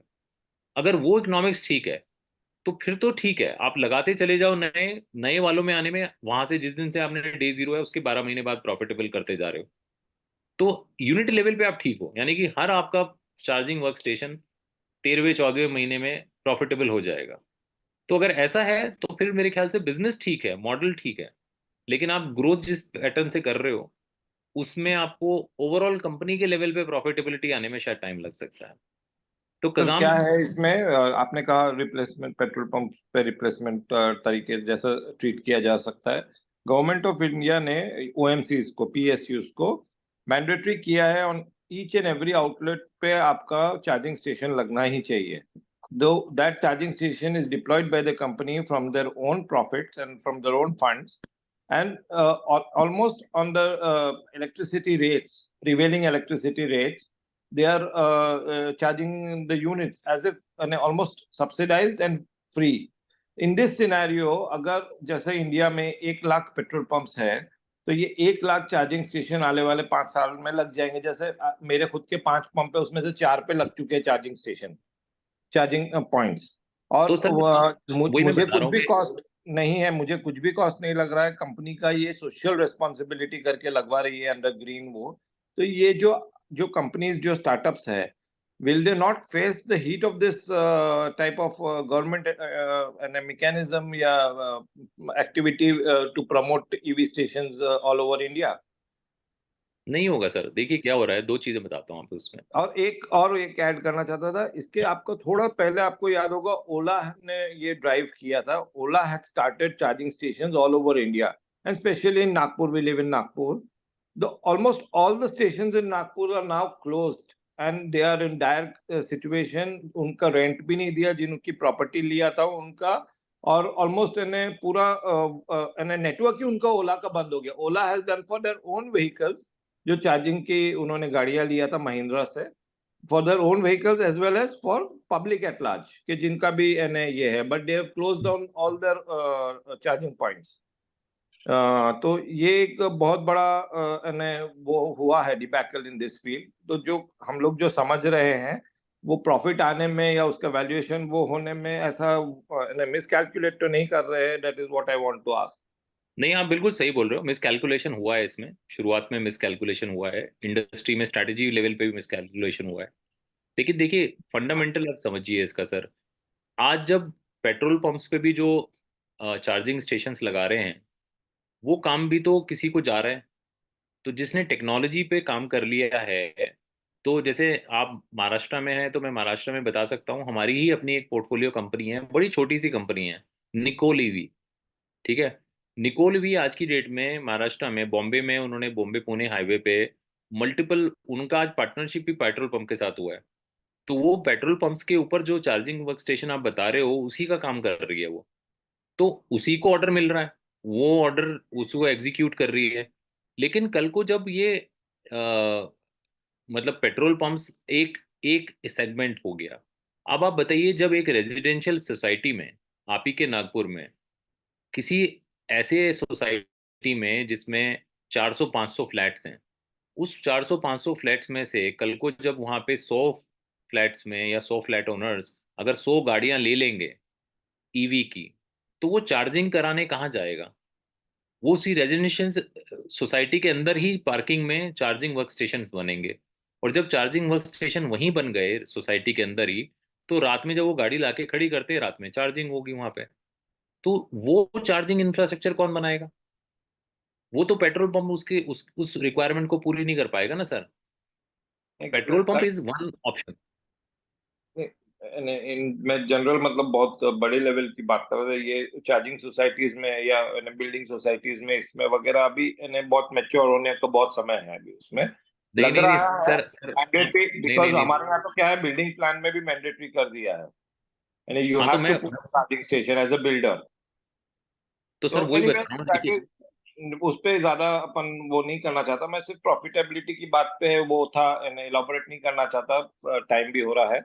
कि मतलब मैंने, are we looking at the profit before investing, और we are investing just by seeing the expansion और the burn which they are doing, वो भी एक नो थोड़ा नो सा। नहीं नहीं सर, दोनों चीजों को ध्यान में रखा जा रहा है, वही मैं आपको बताना चाह रहा हूँ। जो आप पूछ रहे थे पहले वाला क्वेश्चन, वो इससे रिलेटेड ही है। जी 2020-21 में जब इन्वेस्टमेंट हाई पे था और पैसा लग रहा था मार्केट में, तब लोग ग्रोथ को ज्यादा इंपॉर्टेंस दे रहे थे, प्रॉफिटेबिलिटी को कम दे रहे थे। लेकिन अभी करंट सिनेरियो में प्रॉफिटेबिलिटी को उतना ही इंपॉर्टेंस मिल रहा है जितना ग्रोथ को मिल रहा है। तो कोई भी पागलपन में इन्वेस्टमेंट नहीं कर रहा है।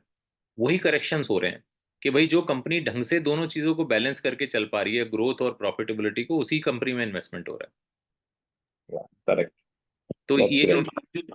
जी जी, अगर चाहेंगे तो मैं आपका कजाम के फाउंडर से, कभी भी आप बात करना चाहेंगे तो उन फाउंडर से आपका एक कॉल करवाता हूँ। आप समझिए कि वो लार्जर विजन क्या बात कर रहे हैं, क्यों जी पागलों की तरह लोग उसके पीछे इन्वेस्ट कर रहे हैं। तो वो आप क्योंकि आप इंडस्ट्री से आते हैं, आप मेरे ख्याल से बेहतर समझ पाएंगे, और शायद आप करेक्ट गाइड भी कर पाएंगे उन्हें अगर वो कहीं गलत हो रहे हैं तो।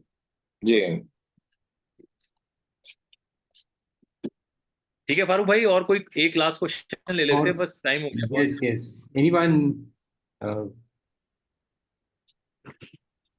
फ्रॉम द ऑडियंस, किसी के पास कोई क्वेश्चन होगा?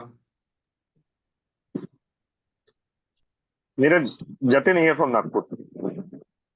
या जतिन? या जतिन भाई। Yeah, so मैं two quick questions. मेरा main एक question आपको था, while you are planning to invest, be it one-on-one investment or a VC investment, so you plan the investment based on the process that is set up by the promoter or the promoter himself. क्योंकि promoter himself may get diverted in future, तो हम आप लोग उसको weightage किसको देते हैं? जो प्रोसेस उसने एस्टेब्लिश कर दिया है, जो नंबर्स वो अचीव कर रहे हैं, या फिर उसकी पर्सनल कैपेबिलिटीज पे? And how do you ensure कि बेस्ड ऑन डॉक्यूमेंटेशन कि ये बंदा इज फोकस्ड? क्योंकि देयर कुड बी उसका जो नॉलेज है, that knowledge can get person can get diverted, like we regular course में हम भी काफी चीजों में डाइवर्ट हो सकते हैं।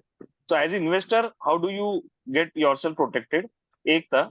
सेकंड मेरा क्वेश्चन था कि how do you monitor the end uses of the funds? So for at again both levels, if I'm doing one to one investment and giving a certain corpus to a say X company, if the company has raised the money, and now whether they are taking out that money by not doing actual expansion but using the funds maybe diversion into some other and their personal interest. How do we monitor as investors that? Secondly, again with VCs, if I am investing fund in the VC, how do we ensure that the funds are going for the purpose that it was collected for? Because it could be like the whole discussion point is that they are investing in the startup, but there could be, because 2 साल वो cash पे बैठा हुआ है, they might go overboard and they may be investing in some riskier options, which could be something which is not aligned to what we were planning as investors. So ये 2 point अगर आप address कर सके अभी, इतना अगर time कम हो तो. बट नहीं नहीं नहीं, एकदम एकदम करेक्ट क्वेश्चन है और मेरे ख्याल से बहुत जरूरी है.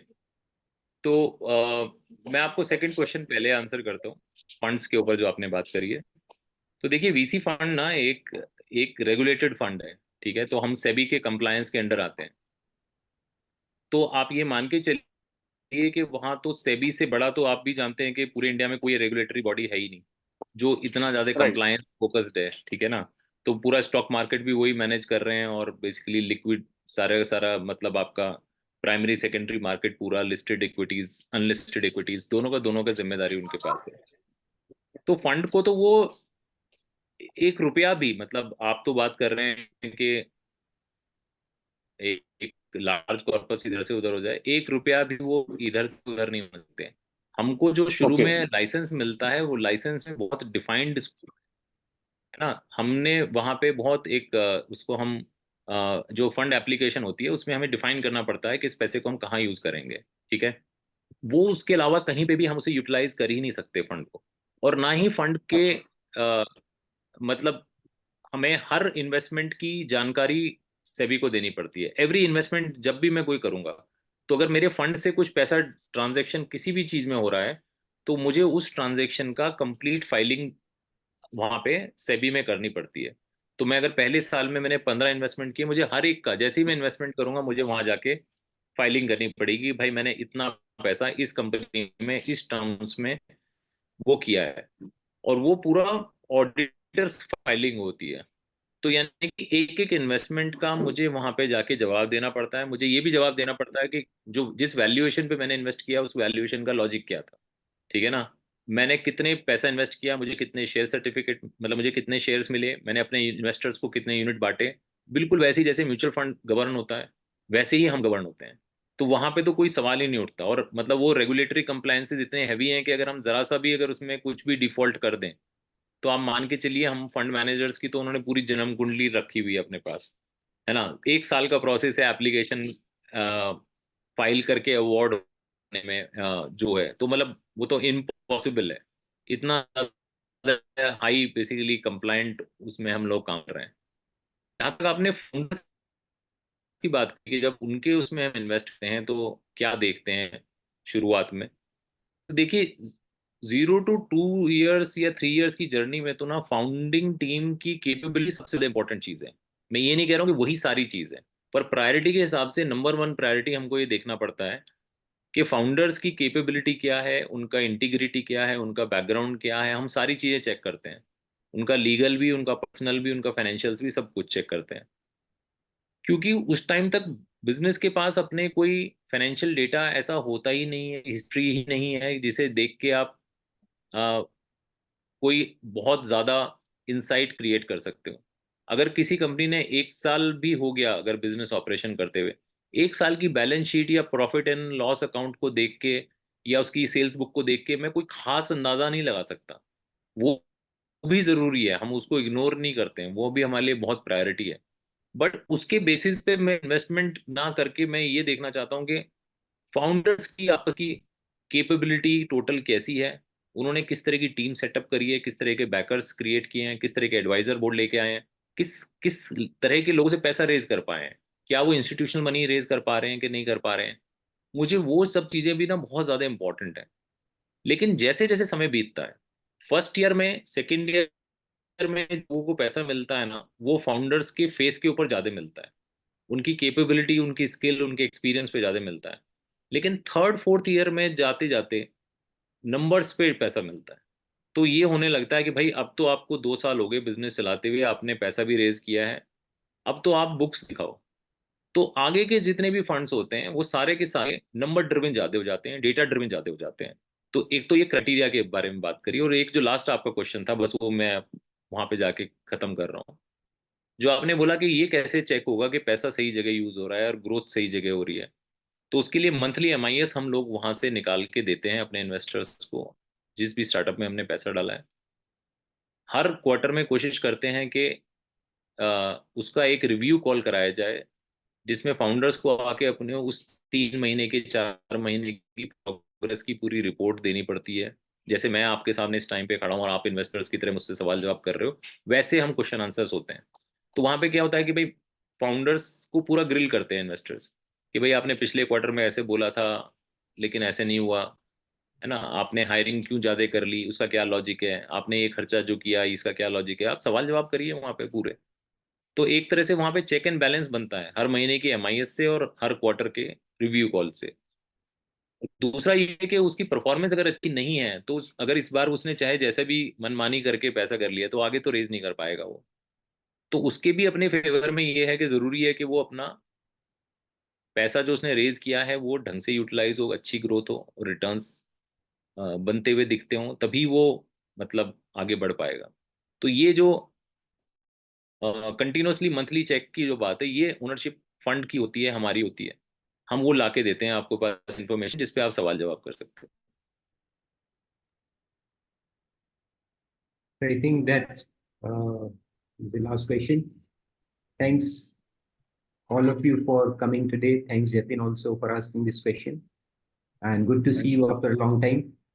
Yeah, same here, sir. So I'll share the links for tomorrow's this thing, pitch sessions. So that will also give us a new feel कि किस तरह से pitch होता है और किस तरह से लोग वहाँ question करते हैं और किस तरह से founders उसका answer भी देते हैं. So I think that also is very much required for everyone to listen to that pitch and take the feel of it. तो वो मैं शेयर करता हूँ ग्रुप में, आप लोग सब कल ज्वाइन करें और पिच सेशन भी एक हम देखेंगे, and then we'll take few more sessions with Neeraj sir on this. Thanks Neeraj sir. Thank you. Thank you. And thanks everyone for joining. Thank you, Farooq ji. Thank you, everyone. Thank you. Thank you, Farooq ji.